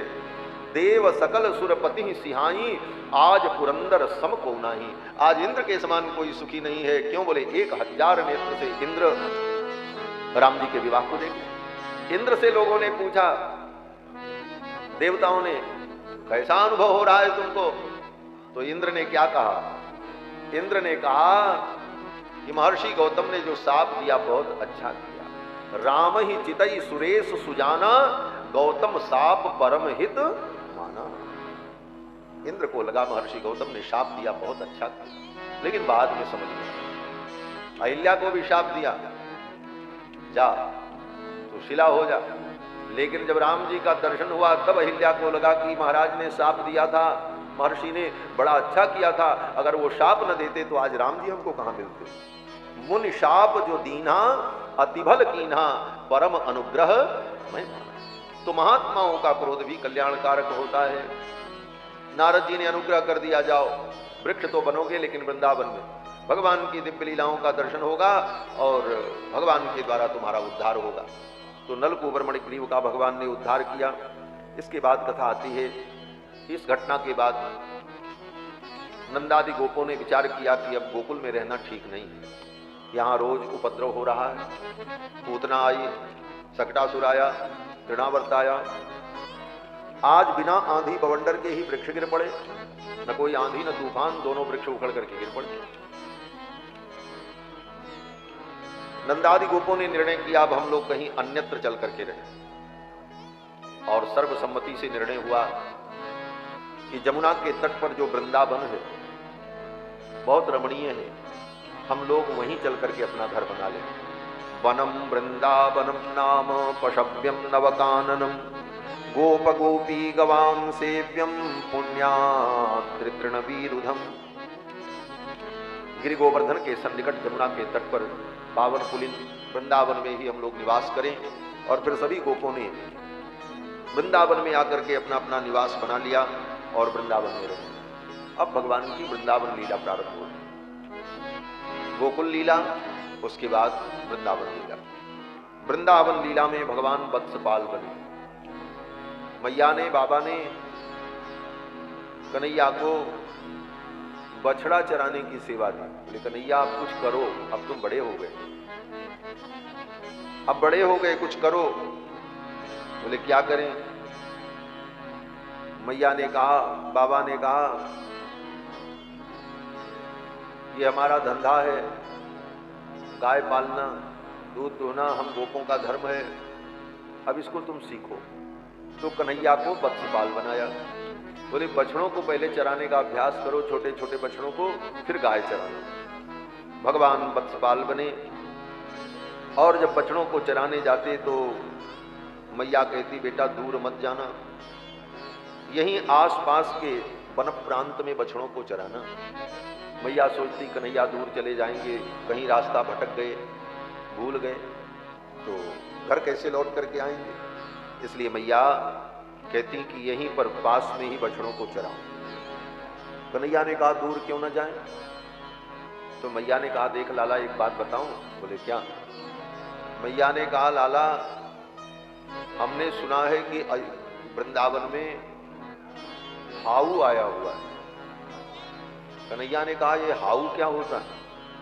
मैया ने कहा हाउ जो है वो बच्चों को पकड़ लेता है और पकड़ करके उनका कान काट लेता है। कन्हैया ने कहा अच्छा, बड़े आश्चर्य से। खेलन दूर जात कित कान्हा। मैया ने कहा बेटा बहुत दूर खेलने मत जाना, आज सुन्यो बन हाउ आयो। हमने सुना है वन में हाउ आया है, तुम नहीं जानत कान्हा। कन्हैया तुम अभी छोटे हो, तुम जानते नहीं हो। यह लड़का अबही भजी आयो। ये छोटा बालक जो खेल रहा है ना, अभी ये आकर के बता रहा था कि हाउ आया होगा। अच्छा हाउ करता क्या है? बोले कान काट वह लेत सबनी को। मैया ने कहा वो सबका कान काट लेता है। कन्हैया ने मन में ही कहा कि दुनिया का कान तो हम काट ले, हमारा कान कौन काटने वाला? लेकिन मैया का भाव, मैया कहती कान्हा दूर खेलने मत जाना। ठाकुर जी ने कहा हाँ मैया ठीक है। काल भी जिससे डरता हो, कालाग्नि सदृश क्रोधे क्षमया पृथ्वी समः। भुवनेश्वर कालहु कर काला, जो काल के भी काल हैं उनको मैया किससे डराती है? बोले हाउ पकड़ लेगा। यही भगवान की भक्त वत्सलता है। लीला में भगवान अपने ऐश्वर्य को भूल जाते हैं। अगर लीला में भी भगवान अपने ऐश्वर्य का स्मरण करें तो फिर लीला ही नहीं हो पाएगी। बीच बीच में भगवान अपने ऐश्वर्य को प्रकट करते हैं, लेकिन ऐश्वर्य लीलाओं में जब तिरोहित रहता है तभी लीला का परमानंद होता है। फिर तो भगवान वत्सपाल बने। एक दिन बछड़ों को चरा रहे थे, कंस का भेजा हुआ आया वत्सासुर, बछड़े का रूप धारण करके बछड़ों के बीच में सम्मिलित हो गया। मौके की तलाश करने लगा, मौका मिले तो कृष्ण को मार दे। कन्हैया ने देखा, बलराम जी को बताया। बलराम जी ने कहा कौन है? भगवान ने कहा असुर। तो बलराम जी ने कहा फिर इसको सुरलोक पहुंचाओ। फिर तो कन्हैया कृष्ण ने उस वत्सासुर के पिछले दोनों पांव को पकड़ लिया। गृहीत्वा पर पादाभ्याम सहलांगूलमच्युतः। जरा गाय को देखो भैया, हाँ वो कपड़ा पहना कर सीतारामचंद्र भगवान की जय। वत्सासुर के पिछले दोनों पांव को पकड़ लिया भगवान ने। गृहीत्वा पर पादाभ्याम सहलांगूलमच्युतः, और उसके पूंछ को भी साथ में पकड़ लिया और घुमा करके एक कपित के पेड़ पर पटक दिया। वत्सासुर का अंत हो गया। इसी प्रकार से एक दिन भगवान बछड़ों को चरा रहे थे, कंस का भेजा बकासुर आ गया, पूतना का भाई। बगुले का रूप धारण करके आया और अपने चोंच से भगवान को मारने चला। भगवान ने उसके चोंच को पकड़ करके बीच से ही फाड़ दिया। पश्यत्सु बालेषु ददार लीलया। बच्चों के सामने ही देखते देखते भगवान ने बकासुर के चोंच के दोनों हिस्सों को पकड़ा ऐसे, और बीच से ऐसे जैसे व्यक्ति दातुवन को चीर दे, उसी प्रकार बीच से चीर करके फेंक दिया बकासुर। पश्यत्सु बालेषु ददार लीलया मुदा बभो वीरणवद्दिवौकसाम। फिर तो देवताओं ने पुष्प वृष्टि की। तदा बकारिम सुरलोकवासिनः समाकिरन्नन्द मल्लिकादिभिः नंदन बन के, नंदन मल्लिकादि भी, नंदन बन के पुष्पों को लेकर, नंदन वन स्वर्ग का उपवन, उस उपवन के पुष्प को लेकर के देवताओं ने भगवान के ऊपर पुष्प की वर्षा की। इस बकासुर का भगवान ने वध किया। इसके बाद भगवान ने अघासुर का उद्धार किया। कंस का भेजा हुआ एक असुर आया अघासुर, ये भी पूतना का भाई था। विशाल अजगर सर्प का रूप धारण कर दिया, मुख खोल करके बैठ गया। सखा समझे कोई गुफा है, सब उसके पेट में चले गए, मुख में चले गए। वो प्रतीक्षा कर रहा था कृष्ण भी आ जाएं तो मुख बंद करो। भगवान सब रहस्य जान गए। भगवान उसके मुख में गए और उसके तलुए में अपने हाथ को लगाया और मस्तक को फाड़ करके भगवान बाहर निकल आए, अपने सखाओं को बचा लिया और अघासुर का भगवान ने वध किया। पूर्णे तरंगे पवनो निरुद्धो मूर्धन विनिष्पाट्य विनिर्गतो हरि, उसके मूर्धा को फाड़ करके भगवान बाहर आ गए। अघासुर की मृत्यु हो गई। अघासुर के मर जाने के बाद उसका शरीर 1 वर्ष तक वृंदावन में ऐसे ही पड़ा रहा। बहुत दिनों तक सूख गया उसका शरीर, कंकाल केवल बचा। तो बच्चे जब बछड़ों को चराने जाते, गायों को चराने जाते, तो उसी के पेट में, उसी के कंकाल में घुस करके बैठ जाते और लुका छिपी का खेल खेलते। इतना बड़ा कंकाल था अघासुर का। वेद व्यास जी कहते हैं, सुखदेव जी सुनाते हैं कि राजन आज गरम चर्म शुष्के वृंदावने शुष्कम वृंदावनेद्भुतम ब्रजौ कसाम बहुतिथम बभूव क्रीड गौवरम। बहुत दिनों तक वृंदावन में वह अघासुर का शरीर बच्चों की क्रीड़ा का विषय बना रहा। भगवान ने अघासुर का उद्धार किया। इसके बाद कथा आती है, भगवान ने ब्रह्मा जी के मोह को नष्ट किया। ब्रह्मा जी भगवान के चरित्र को देख करके मोहित हो गए। भगवान का चरित्र ही ऐसा है। उमा राम गुण गूढ़ पंडित मुनि पावही विरत। भगवान का चरित्र ऐसा है कि जो पंडित हैं, जो ज्ञानी हैं, जो भक्त हैं, वो भगवान के चरित्र को देखकर मोह मुक्त हो जाते हैं, उनको वैराग्य हो जाता है। और जो असुर हैं वो घोर मोह में पड़ जाते हैं, अज्ञान में पड़ जाते हैं। भगवान का चरित्र बड़ा अद्भुत है। एक दिन ब्रह्मा जी आए और भगवान की मधुर लीला देखने की इच्छा से भगवान के सखाओं को अपनी माया के द्वारा चुरा करके एक गुफा में बंद कर दिया। भगवान जब लौट करके आए तो देखा सखा नहीं है, बछड़े भी नहीं, सब कहाँ चले गए। ब्रह्मा जी के इस चरित्र को भगवान जान गए और भगवान ने कहा, अच्छा कोई बात नहीं, मैं ही इतने रूप धारण कर लेता हूं। ये संपूर्ण सृष्टि जो बनी है कैसे बनी, इस विज्ञान की कथा ये ब्रह्मा जी की कथा है। सृष्टि कैसे होती है, बोले भगवान संकल्प करते हैं मैं एक हूं अनेक हो जाऊं, एको हम बहुश्याम, मैं एक हूं बहुत हो जाऊं, बस इतना भगवान सोचते हैं। बस ये सब संसार बन गया। अनंत अनंत जीव, अनंत अनंत ब्रह्मांड, ये जो सब बहुत कुछ दिखाई पड़ रहा है, ये सब क्या है, बोले भगवान ही इतने रूपों में बन गए, एको हम बहुश्याम, यही संकल्प है। तो भगवान ने कहा वही संकल्प करके यहां भी कुछ करें।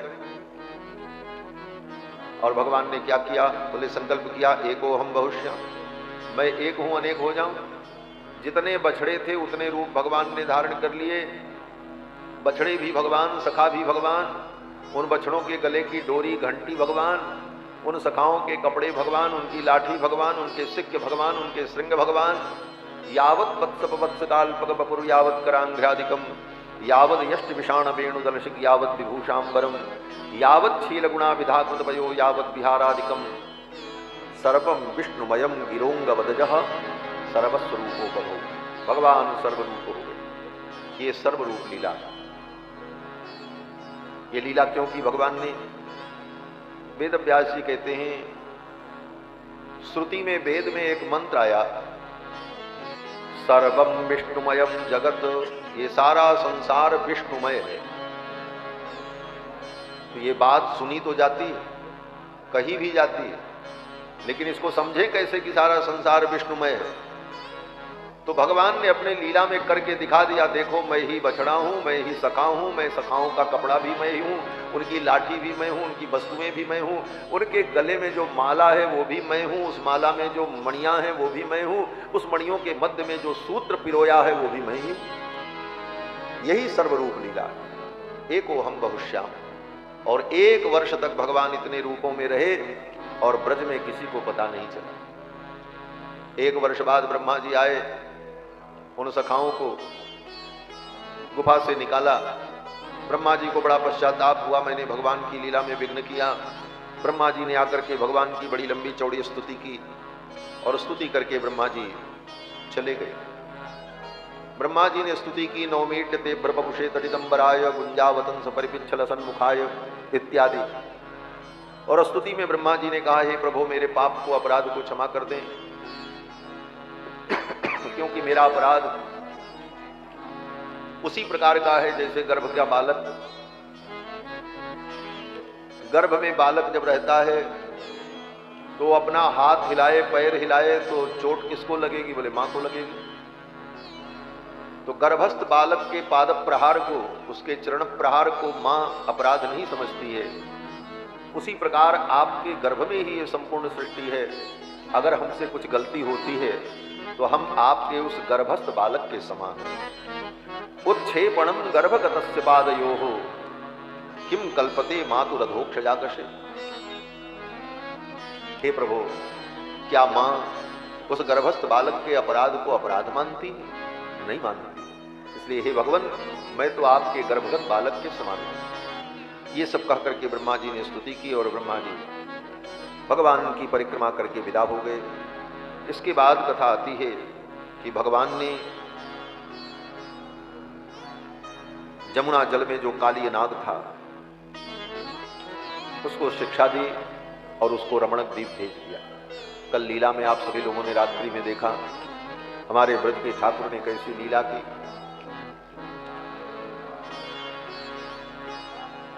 जमुना के तट पर जाकर लीला करते हुए भगवान गोविंद कृष्ण ने कदम्ब के वृक्ष पर चढ़कर छलांग लगाई और जमुना में कूद गए।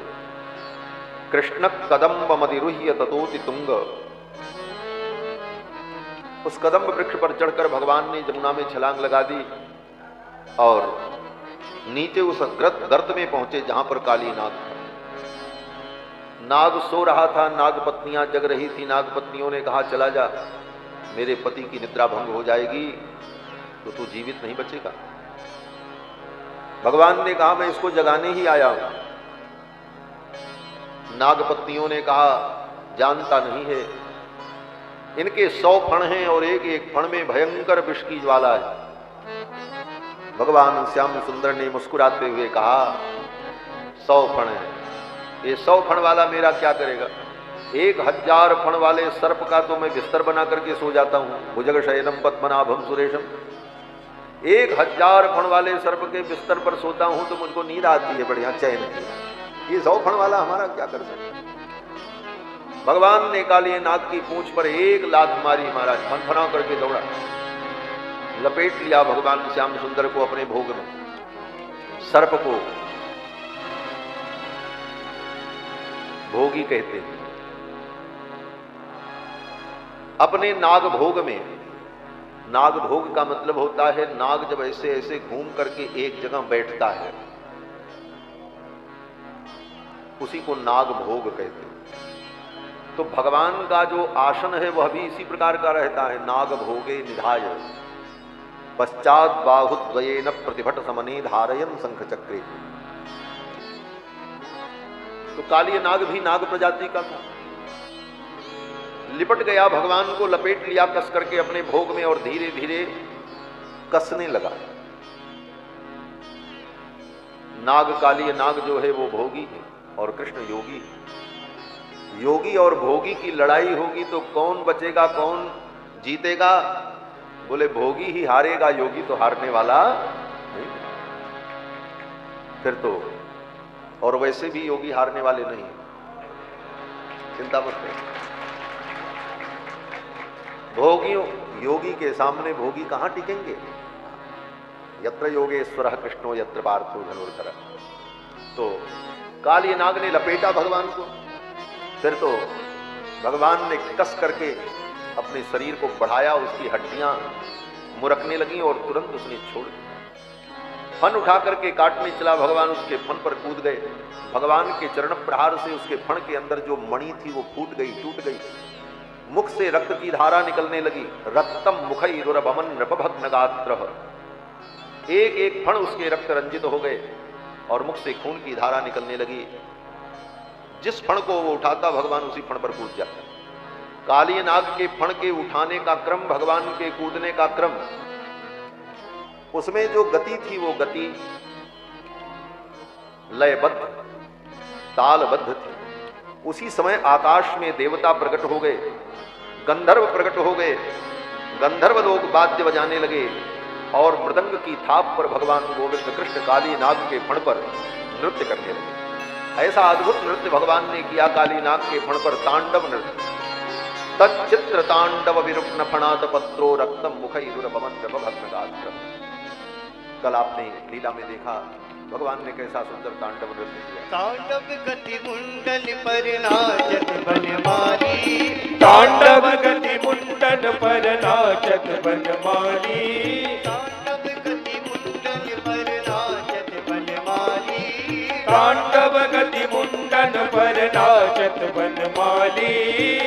पम पम पग पटकत पम पम पम पग पटकत, पम पम फलन ऊपर, पम पम पम फलन ऊपर, बिम बिम बिनती करत, बिम बिम बिम विनती करत। नाग बधुआली, तांडव गति मुंडन पर नाचत बनमाली, तांडव गति मुंडन पर नाचत बनमाली। सम सम तनिकादिक सं सं सं सनकादिक, नन्नन नारदादि, नन्नन नारदादि, गंधर्वादिक, गंगम गंधर्वादिक। सबहि देखतारी, तांडव गति मुंडन पर नाचत बनमाली, तांडव गति मुंडन पर नाचत बनमाली, तांडव गति मुंडन पर नाचत बनमाली। सूरदास प्रभु की वाणी, सूरदास प्रभु की वाणी, किन किन हूँ न जानी, किन किन किन हूँ न जानी, किन किन हूँ न जानी, किन किन किन हूँ न जानी। चम चम चम चरण धरत, चम चम चम चरण धरत, अभय कियो काली, तांडव गति मुंडन पर नाचत बनमाली, तांडव गति मुंडन पर नाचत बनमाली, तांडव गति मुंडन पर नाचत, गति मुंडन पर, तांडव गति मुंडन पर नाचत बनमाली। भगवान बनमाली काली नाग के फण पर तांडव नृत्य करते। उसी समय काली नाग ने भगवान की शरणागति की। नारायणम तमरणम मनसा जगाम। काली नाग समझ गया ये साक्षात नारायण है। स्मृत्वा चराचर गुरुम पुरुषम पुराणम नारायणम तमरणम मनसा जगाम। काली नाग ने शरणागति कर ली। भगवान ने कहा इस जमुना हृद को छोड़कर चले जाओ। काली नाग ने कहा आपके वाहन गरुड़ हमें मार देंगे। भगवान ने कहा अब गरुड़ जी तुमको कुछ नहीं कहेंगे, अब जाओगे तो गरुड़ जी तुमको दंडवत करेंगे। अरे दंडवत करेंगे? उन्हीं के डर से तो हम यहां बात कैसी करते। बोले देखो तुम वैष्णव नहीं थे, गरुड़ जी वैष्णव है, अब तुम भी वैष्णव हो गए। क्यों? भगवान ने कहा तुम्हारे मस्तक पर मेरे चरण के चिन्ह बन गए। ये तिलक जो लगाते हैं क्या है सफेद सफेद? बोले भगवान के चरण चिन्ह ही तो। जिसके मस्तक पर भगवान का चरण चिन्ह हो वो तो वैष्णव, और दुपुंड धारण करे वो वैष्णव। तो भगवान ने कहा काली नाग अब तुम वैष्णव हो गए, तुम्हारे मस्तक पर मेरे चरण पड़ गए। और जब एक वैष्णव दूसरे वैष्णव से मिलता है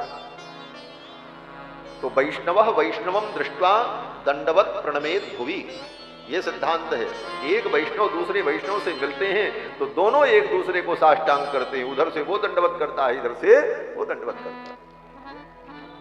बोले जब उधर वाला भी दंडवत कर रहा हो और इधर वाला भी दंडवत कर रहा है तो ये दोनों दंडवत तो व्यर्थ हो गए। क्यों? बोले जिसको हम दंडवत कर रहे हैं वो हमको दंडवत कर रहा है, और हमको जो दंडवत कर रहा हम उसको दंडवत कर रहे हैं, तो ना हमारा ही दंडवत हुआ ना उसका ही दंडवत हुआ।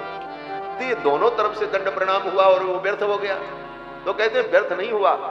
जब दो वैष्णव एक दूसरे से मिलते हैं और एक दूसरे को प्रणाम करते हैं तो दोनों वैष्णवों के बीच में भगवान खड़े रहते हैं, वह प्रणाम भगवान को स्वीकार करते हैं।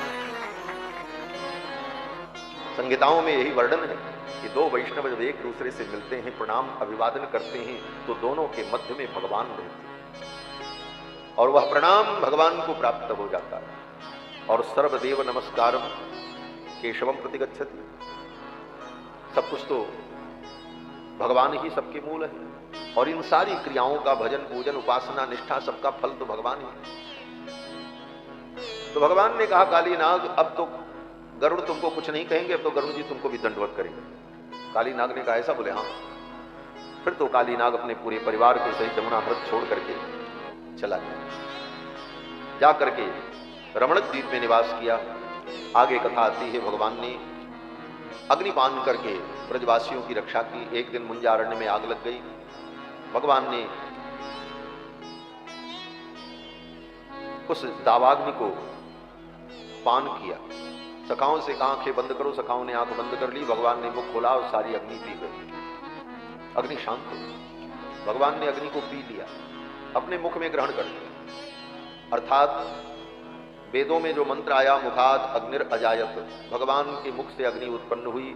इस वेद मंत्र के चरित्र को कृष्ण भगवान ने अपनी लीला में चरितार्थ करके उसे दिखा दिया। इसके बाद कथा आती है, भगवान गोपाल हो गए, अब गायों को चराने लगे।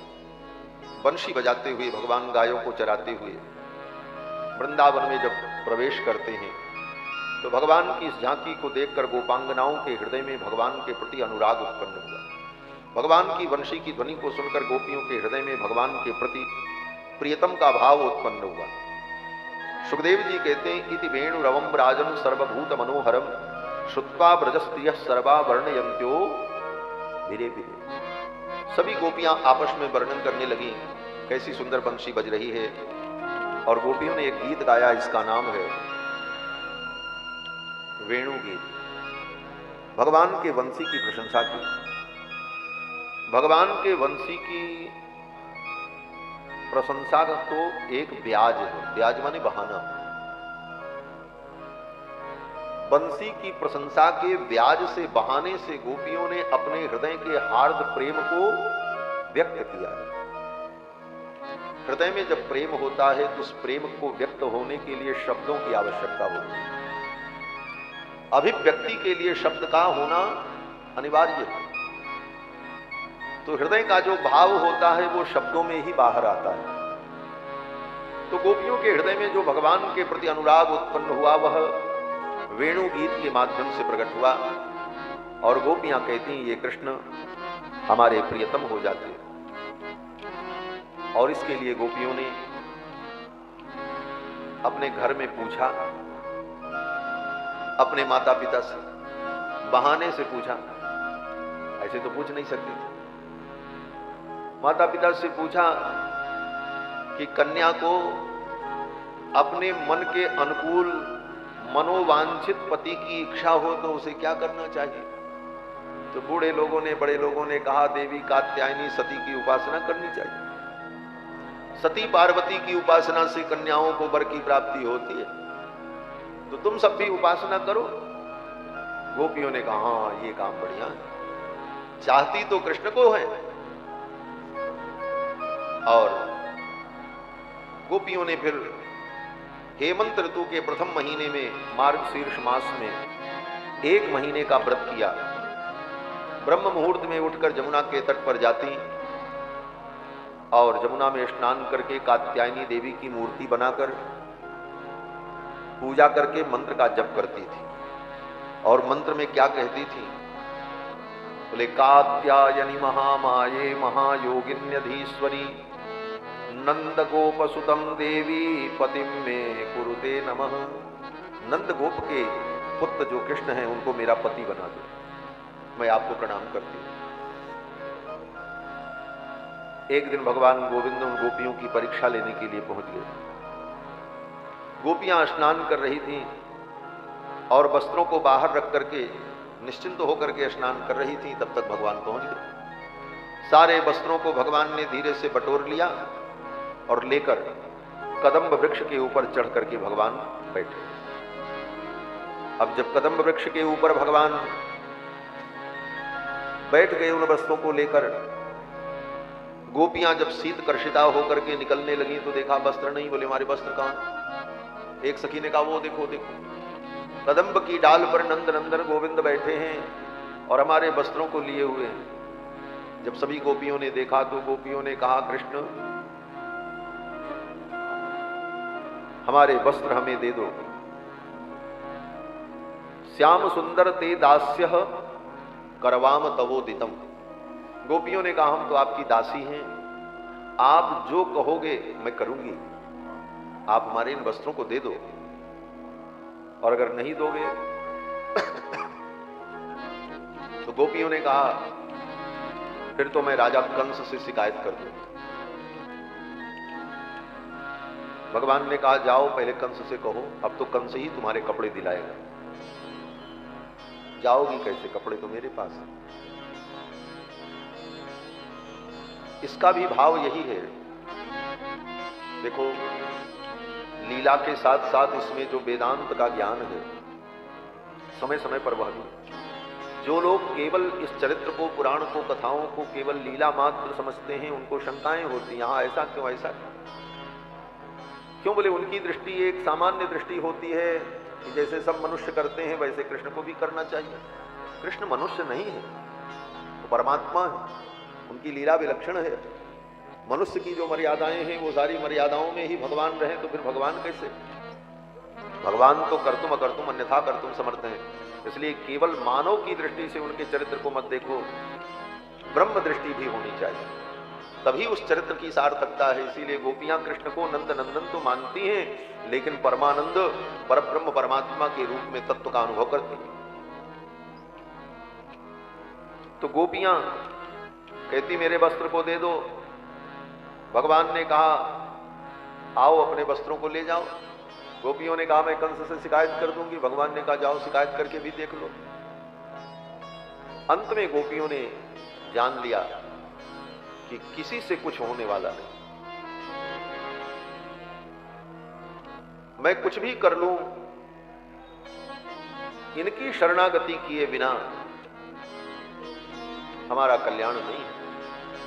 इसलिए किसी अन्य की शरण में हम जाएं, कंस से कहें कोई उपाय करें, किसी को सूचना दें, वस्त्र मंगाएं, बोले कुछ नहीं।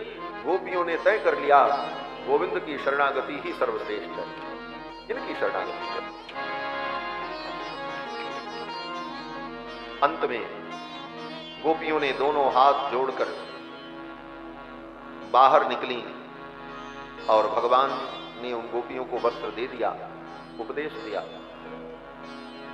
ऐसे सार्वजनिक स्थान पर कभी इस तरह निर्वस्त्र होकर के स्नान मत करना। गोपियों को उपदेश दिया और कहा आने वाली शरद पूर्णिमा की रात्रि में जमुना के तट पर बंशी बट पर मैं रासलीला करूंगा। उस रासलीला में आप सब सम्मिलित होना, आपके मनोरथ को पूर्ण करूंगा। भगवान ने गोपियों को आश्वस्त किया। इसके बाद कथा आती है कि भगवान ने मथुरा के ब्राह्मणों पर कृपा की। मथुरा के द्विज ब्राह्मण बहुत बड़ा यज्ञ कर रहे थे। वहीं गाय चराते चराते जमुना के तट पर भगवान गोविंद श्री बलराम जी सखाओं के साथ पहुंचे। भगवान ने कहा भूख लगी है, जाओ देखो वहां यज्ञ हो रहा है, वहां कुछ खाने की वस्तु मिलेगी, ले आओ।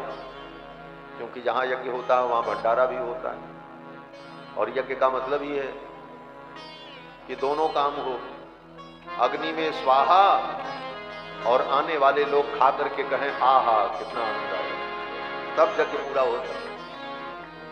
स्वाहा भी हो और आहा भी हो। भगवान ने कहा वहां जाओ, वहां कुछ मिलेगा। सखा लोग पहुंचे, उन ब्राह्मणों से कहा कृष्ण बलराम भूखे हैं, कुछ दे दो खाने के लिए। उन ब्राह्मणों ने डांट करके भगा दिया, चले जाओ यहां। वे ब्राह्मण जानते हैं कि परब्रह्म परमात्मा कृष्ण यज्ञ पुरुष ही कृष्ण बलराम के रूप में अवतरित है। लेकिन कर्म की निष्ठा होने के कारण, कर्म कांड में अत्यंत अभिरुचि होने के कारण प्रत्यक्ष परमात्मा की उपेक्षा कर दी। प्रत्यक्ष परमात्मा की उपेक्षा कर दी, उनको भोजन नहीं कराया। करा तो भगवान को ही भोजन है, यज्ञ भी भगवान का ही, भगवान की ही उपासना है। लेकिन अंतर क्या है? बोले भगवान के दो मुख हैं, एक तो भगवान का निज मुख और दूसरा वैकल्पिक मुख अग्नि। तो अग्नि में तो आहुति दे रहे हैं, लेकिन भगवान के मुख में प्रत्यक्ष भोजन नहीं दिया। ज्ञान था, उन्हें मालूम था कि ये परमात्मा है, लेकिन अपने कर्म की निष्ठा के कारण, कर्म का संस्कार अत्यधिक दृढ़ होने के कारण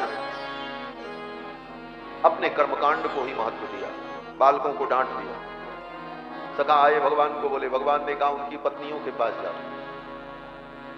बोले पत्नियों के पास जाए? बोले हाँ। बोले वे पुरुष हैं, ज्ञान जो है वो पुरुष है और भक्ति जो है वो नारी है। भक्ति नारी वर्ग है, इसीलिए गोस्वामी जी ने कहा नारी न मोह नारी के रूपा। भक्ति जो है वो नारी वर्ग है और ज्ञान पुरुष वर्ग है। इन पुरुषों में ज्ञान है, लेकिन इनकी जो देवियां हैं वो नारी हैं, वो भक्ति स्वरूपा है। ज्ञान में अकड़ होती है और भक्ति में नम्रता होती है। भक्ति का एक नाम ही है नम्रा, निजगाद नम्रा। महात्म्य में कहते हैं कि निजगाद नम्रा। भक्ति कौन है? बोले नम्रा। भगवान ने कहा जाओ उन माताओं के पास। सखा सब आए, उन ब्राह्मणों की पत्नियों से कहा, उन ब्राह्मण पत्नियों ने कहा चलो चलो मैं अपने हाथ से गोविंद को भोजन कराऊंगा, मैं भी यज्ञ करूंगी। ये कर्मकांड वाला यज्ञ जो है ये तो नियमों से बंधा हुआ है, इस यज्ञ में तो हमको आहुति देने का अधिकार भी नहीं। हम आहुति देंगी तो विधि का लोप हो जाएगा। यहां तो सब विधि विधान का चक्कर है, लेकिन गोविंद तो विधि विधान से भी ऊपर भाव के प्रेमी हैं। मैं अपने हाथों से उनके मुख में आहुति दूंगी, सबसे बड़ा यज्ञ तो हमारा यज्ञ हो जाएगा। गोपांगनाएं, वो ब्राह्मणियां जो थी, वो सब भोजन व्यंजन लेकर के पहुंची और कन्हैया कृष्ण को बलराम को अपने हाथ से भोजन कराया। जब उधर भोजन कराया तो इधर यज्ञ जो चल रहा था, उनके पति लोग यज्ञ कर रहे थे। उस यज्ञ में कभी आग बुझ जा रही थी, कभी धुआं निकलने लग जाए तो काम रुक जाए। ब्राह्मण लोग इशारा करते थोड़ी प्रक्रिया रोको, फिर अग्नि का दमन करो, फिर फूंकनी लेकर के फूंकते, फिर धुआं उड़ता, फिर अग्नि प्रज्वलित होती, तब फिर आहुतियां होती। बड़ा कष्ट से सब कर रहे थे ब्राह्मण लोग। लेकिन ये क्यों ऐसा हो रहा था? बोले एक मुख में तो आहुति दे रहे हो और दूसरे मुख की तुमने उपेक्षा कर दी, इसलिए तुम्हारा यज्ञ वो सफल नहीं हो रहा।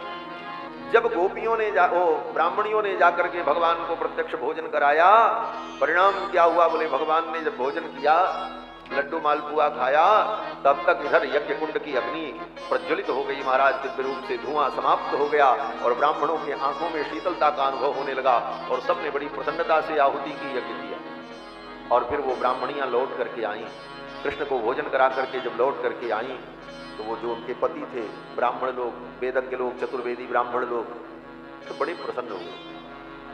पश्चाताप किया, हमने गलती कर दी, हमको भी जाना चाहिए, लेकिन हम तो कर्मकांड की इस निष्ठा के कारण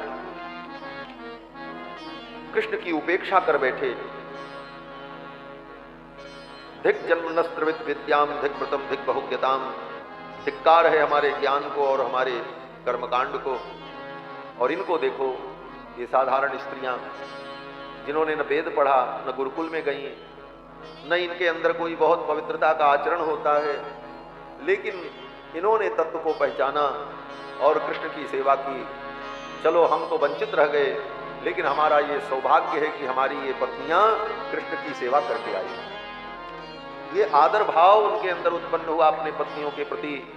इसके बाद कथा आती है, भगवान ने इंद्र का मान मर्दन करने के लिए इंद्र की पूजा का निषेध कर दिया और गोवर्धन की पूजा कराई। इंद्र को बड़ा अभिमान, मैं देवताओं का राजा हूं। भगवान ने सोचा इसी अवसर पर इंद्र का अभिमान नष्ट हो। अभिमान भगवान को अच्छा नहीं लगता, अभिमान भगवान रहने नहीं देते, कैसा भी अभिमान। हाँ, एक अभिमान रहे तो ठीक है। बोले वो अभिमान क्या है? बोले अस अभिमान जाई जनु घोरे, मैं सेवक रघुपति पति। भगवान मेरे स्वामी हैं, मैं उनका सेवक हूं, ये अभिमान तो ठीक है, लेकिन बाकी अभिमान ठीक नहीं। इंद्र को अभिमान कि मैं देवताओं का राजा हूं, भगवान ने कहा इंद्र का अभिमान नष्ट होना चाहिए। कालात्मना भगवता शक्र दर्पम जिघांसता। इंद्र के दर्प को समाप्त करने के लिए भगवान ने लीला की। सब लोग कार्तिक के महीने में इंद्र की पूजा के लिए 56 भोग बना रहे थे। भगवान कृष्ण ने पूछा ये सब तैयारी कैसी चल रही है? नंद बाबा ने कहा इंद्र की पूजा होगी। भगवान ने कहा इंद्र की पूजा से क्या मिलने वाला है? हमारे देवता तो गोवर्धन महाराज, ये हमारे देवता और यही ब्रज के रक्षक हैं। इनकी पूजा से ही ब्रज का कल्याण होगा और ब्रज समृद्ध होगा, समृद्धियों से युक्त होगा। हमारे देवता तो गोवर्धन महाराज। नंद बाबा ने कहा इंद्र की पूजा नहीं होगी, इंद्र नाराज हो जाएंगे, वर्षा नहीं होगी, फिर अन्न कहां से होगा? ठाकुर जी ने कहा कुछ नहीं, कर्मणा जायते जंतु कर्मणैव विलीयते।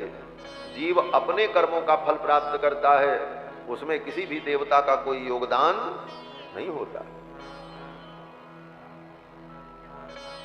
अपने कर्मों से उसे फल मिलता है। आप नौकरी करते हैं तो आपको वेतन मिलता है, वेतन सरकार देती है, लेकिन वो वेतन आपके हाथ में आता कैसे है? बोले बैंक में जो कर्मचारी रहता है वही नोट गिन करके आपको अपने हाथों से देता है। तो क्या वो नोट उसके बाप का है या अपने पास से दे रहा? वो तुम्हारे कर्मों का फल देने के लिए बैठाया गया है। वो जो तुम्हें मिल रहा है वो तुम्हारे कर्मों का फल है, उसमें उसका कोई योगदान नहीं, वो केवल देता है, इसलिए उसको भी वेतन मिलता है। उतना काम करने के लिए उसको अलग से वेतन दिया जाता है। तो जीव अपने ही कर्मों के फल को पाता है, उसमें किसी का योगदान नहीं है। काहु न को सुख दुख कर दाता, निज कृत कर्म भोग सब दाता। भगवान कृष्ण कहते हैं कर्मणा जायते जंतु कर्मणैव विलीयते, सुखम दुखम भयम क्षेमम कर्मणैवाभिपद्यते। सुख दुख भय लाभ हानि ये सब कुछ जीव अपने कर्मों से प्राप्त करता है। इसलिए हम कर्म करेंगे, पूजा करेंगे, लेकिन गोवर्धन महाराज की पूजा करेंगे। और ये यज्ञ मुझको प्रिय है। नंद बाबा ने कहा ये यज्ञ कैसे हो? कन्हैया ने कहा कि सब लोग चलो, पहले तो व्यंजन बनाओ। पच्यंताम विविधा पाका सूपांता पायसादयः।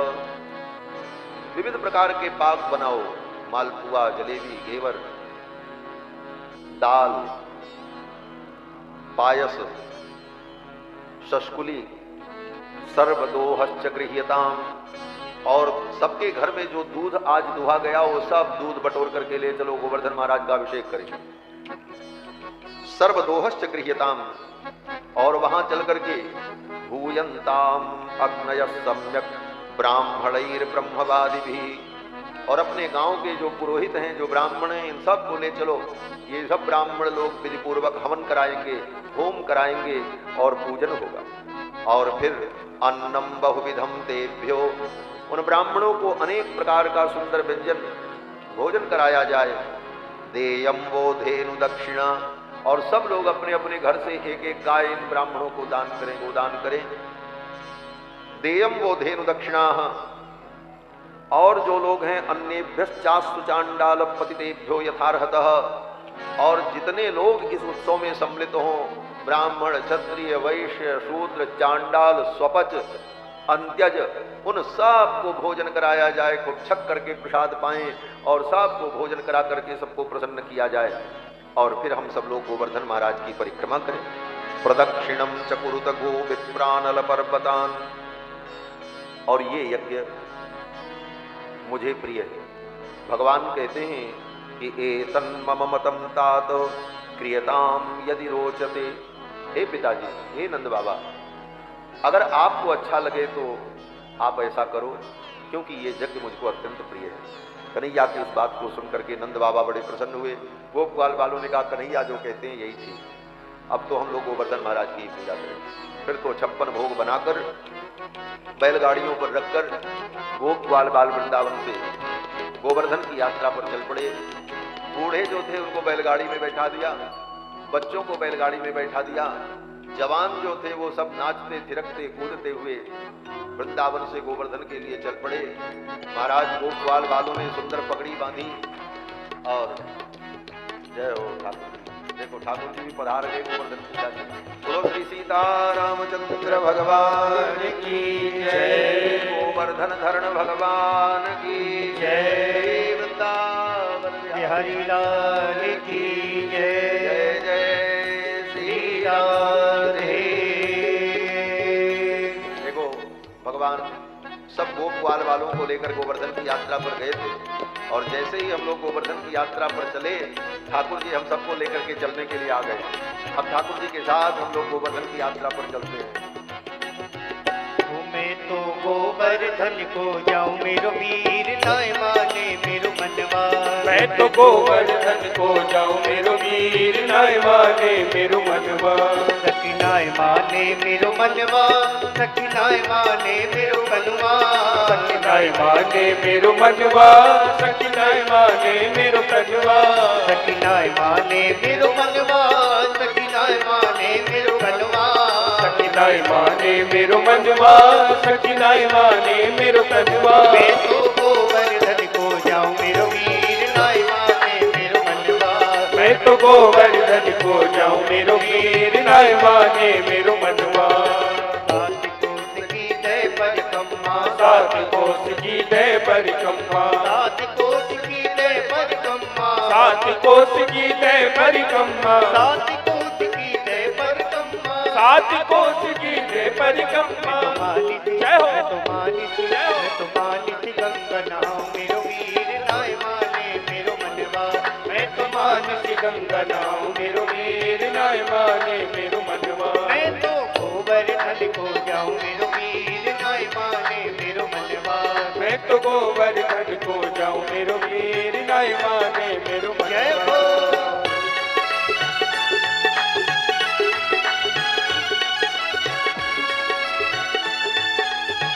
बोलो गोवर्धन महाराज की जय हो।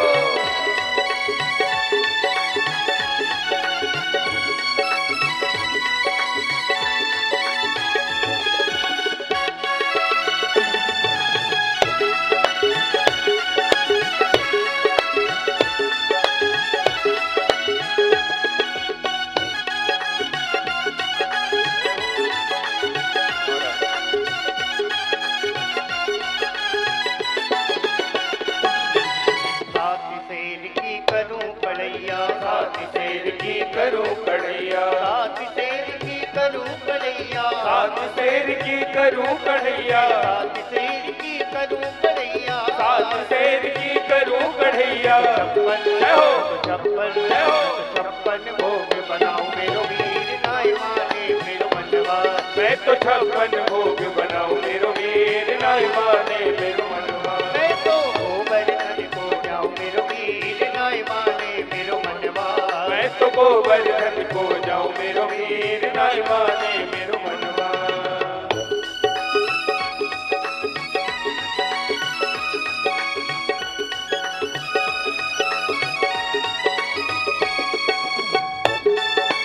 जय हो।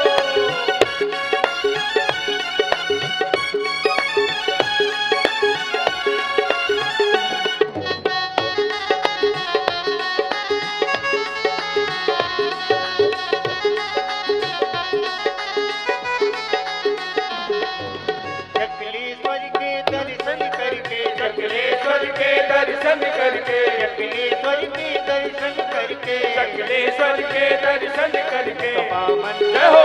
पावन जय हो। पावन ल्योति जमाऊं मेरो वीर नाय माने मेरो मनवा। मैं तो पावन ल्योति जमाऊं मेरो वीर नाय माने मेरो मनवा।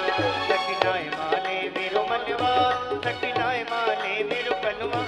सखी नाय माने मेरो मनवा, सखी नाय माने मेरो कनुआ। सखी नाय माने मेरो मनवा, सखी नाय माने मेरो कनुआ। सखी नाय माने मेरो मनवा, सखी नाय माने मेरो कनुआ। मैं तो गोवर्धन को जाऊं मेरो वीर नाय माने मेरो मनवा। मैं तो गोवर्धन को जाऊं मेरो वीर नाय माने मेरो मनवा।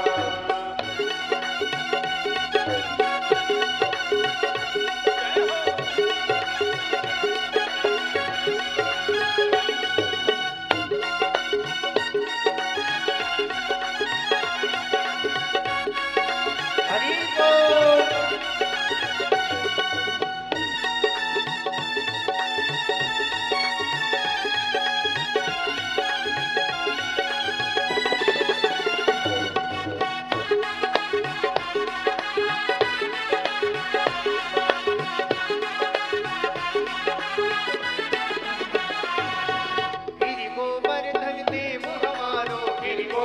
गोवर्धन देव हमारो, गिरि गोवर्धन देव हमारो, गिरि गोवर्धन देव हमारो, गिरि गोवर्धन देव हमारो, गिरि गोवर्धन देव हमारो, गिरि गोवर्धन देव हमारो। गिरि गोवर्धन देव हमारो।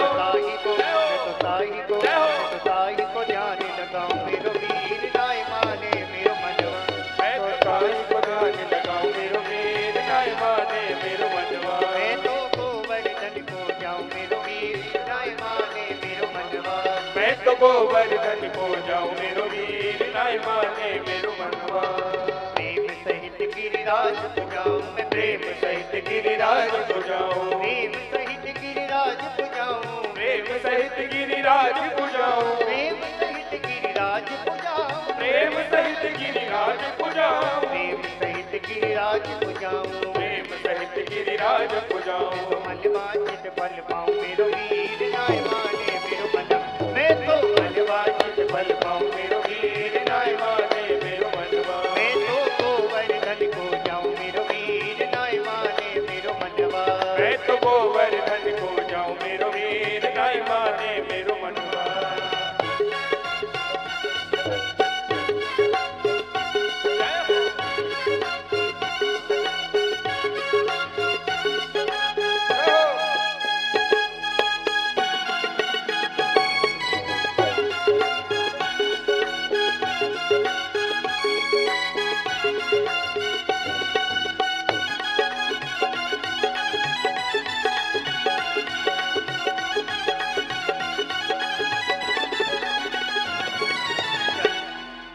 चंद सखी भजवाल कृष्ण छवि, चंद सखी बजवाल कृष्ण छवि, चंद सखी भजवाल कृष्ण छवि, चंद सखी बजवाल कृष्ण छवि, चंद सखी भजवाल कृष्ण छवि, चंद सखी बजवाल कृष्ण छवि। हरि चरण चितलाऊं मेरो वीर नाय माने मेरो मनवा, मैं तो हरि चरण चितलाऊं मेरो वीर नाय माने मेरो मनवा। मैं तो गोवर्धन को जाऊं मेरो वीर नाय माने मेरो मनवा, मैं तो गोवर्धन को जाऊं मेरो वीर नाय माने मेरो मनवा।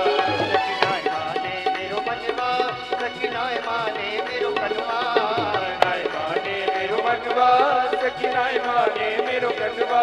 सखी नाय माने मेरो मनवा, सखी नाय माने मेरो कनवा, नाय माने मेरो मनवा, सखी नाय माने मेरो कनवा। मैं तो गोवर्धन को जाऊं मेरो वीर नाय माने मेरो मनवा, मैं तो गोवर्धन को जाऊं मेरो वीर नाय माने मेरो मनवा। सखी नाय माने मेरो मनवा, तेरी सखी नाय माने मेरो मनवा, सखी नाय माने मेरो कनवा, तेरी सखी नाय माने मेरो मनवा। श्री गोवर्धन महाराज की जय। बालकृष्ण लाल की जय। जय जय श्री राधे राधे। ब्रजवासियों ने गोवर्धन की यात्रा की और गोवर्धन की तलहटी में जाकर गिरिराज गोवर्धन का दिव्य पूजन किया, षोडशोपचार पूजन किया, दूध दही से भगवान गिरिराज का अभिषेक किया और 56 भोग अर्पित किया। गिरिराज महाराज की परिक्रमा लगाई और सबने गिरिराज महाराज का कीर्तन किया। कथा में हम सभी लोगों ने आज गिरिराज महाराज का पूजन किया, 56 भोग अर्पित किया। स्वयं भगवान गोविंद रास बिहारी भगवान विराजमान है इस लीला में और इस लीला का हम सभी लोगों ने आनंद अनुभव किया। अब भगवान गिरिराज महाराज को 56 भोग अर्पित करने के बाद हम लोग थोड़ा गिरिराज महाराज का कीर्तन कर ले। कीर्तन करोगे तभी प्रसाद मिलेगा, ठीक से कीर्तन करोगे तब मिलेगा। इसलिए बड़े भाव से कीर्तन कर लो गिरिराज महाराज का, फिर प्रसाद लेंगे और भागवत जी की आरती होगी। आज के सत्र का विराम होगा। श्री गोवर्धन महाराज महाराज तेरे माथे मुकुट विराज रहो, श्री गोवर्धन महाराज महाराज तेरे माथे मुकुट विराज रहो। श्री गोवर्धन महाराज महाराज तेरे माथे मुकुट विराज श्री गोवर्धन महाराज महाराज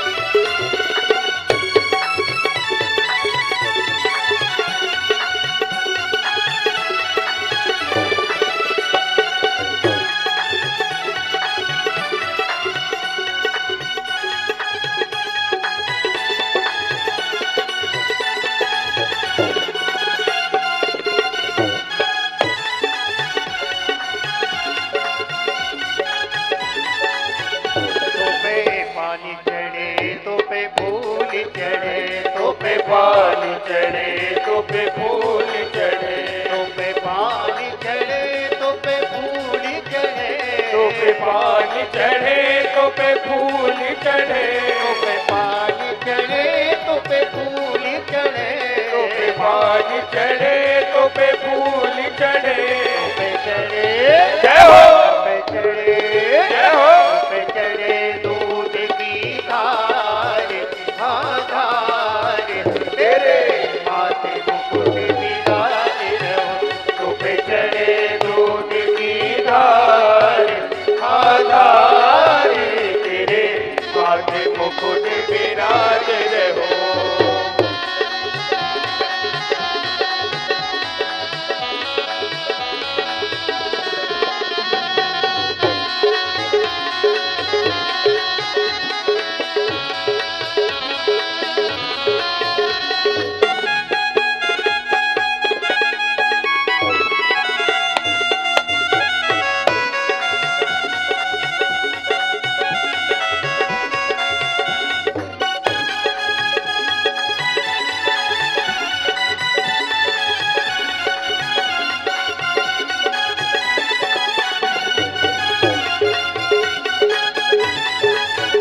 तेरे गले में कंठा सोने को, तेरे गले में कंठा सोने को, तेरे गले में कंठा सोने को, तेरे गले में कंठा सोने को, तेरे गले में कंठा सोने को, तेरे गले में कंठा सोने को।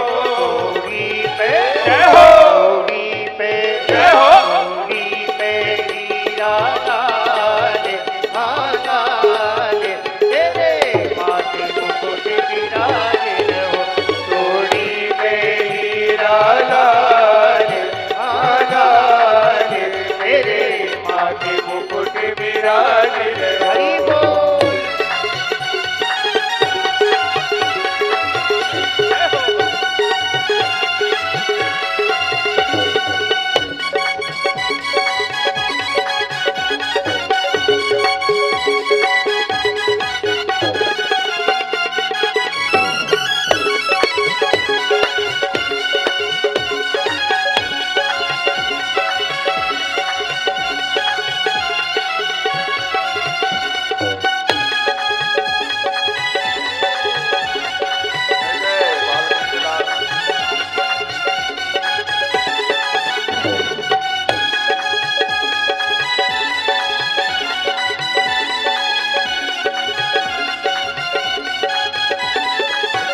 तेरे कानन कुंडल सोहि रहे, तेरे कान में कुंडल सोह रहे, तेरे कानन कुंडल सोहि रहे, तेरे कान में कुंडल सोह रहे, कानन कुंडल सोहि रहे, तेरे कान में कुंडल सोह रहे। तेरी नैना जय हो, तेरी नैना जय हो, तेरी नैना बने विशाल, हाँ विशाल, तेरे माथे मुकुट विराज रहो, ओ तेरे नैना बने विशाल, हाँ विशाल, तेरे माथे मुकुट विराज हरि रहो। बोल।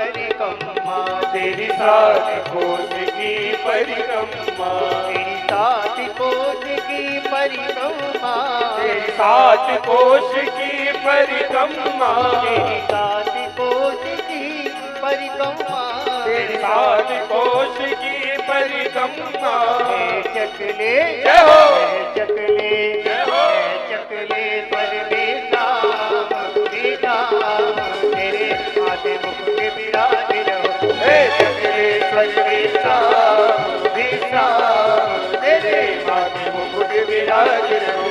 गोवर्धन महाराज महाराज, तेरे माथे मुकुट विराज रहो। तेरे गोवर्धन महाराज महाराज, तेरे माथे मुकुट विराज रहो। तेरे माथे मुकुट विराज रहो। तेरे माथे मुकुट विराज रहो। तेरे माथे मुकुट विराज रहो। तेरे माथे मुकुट विराज रहो।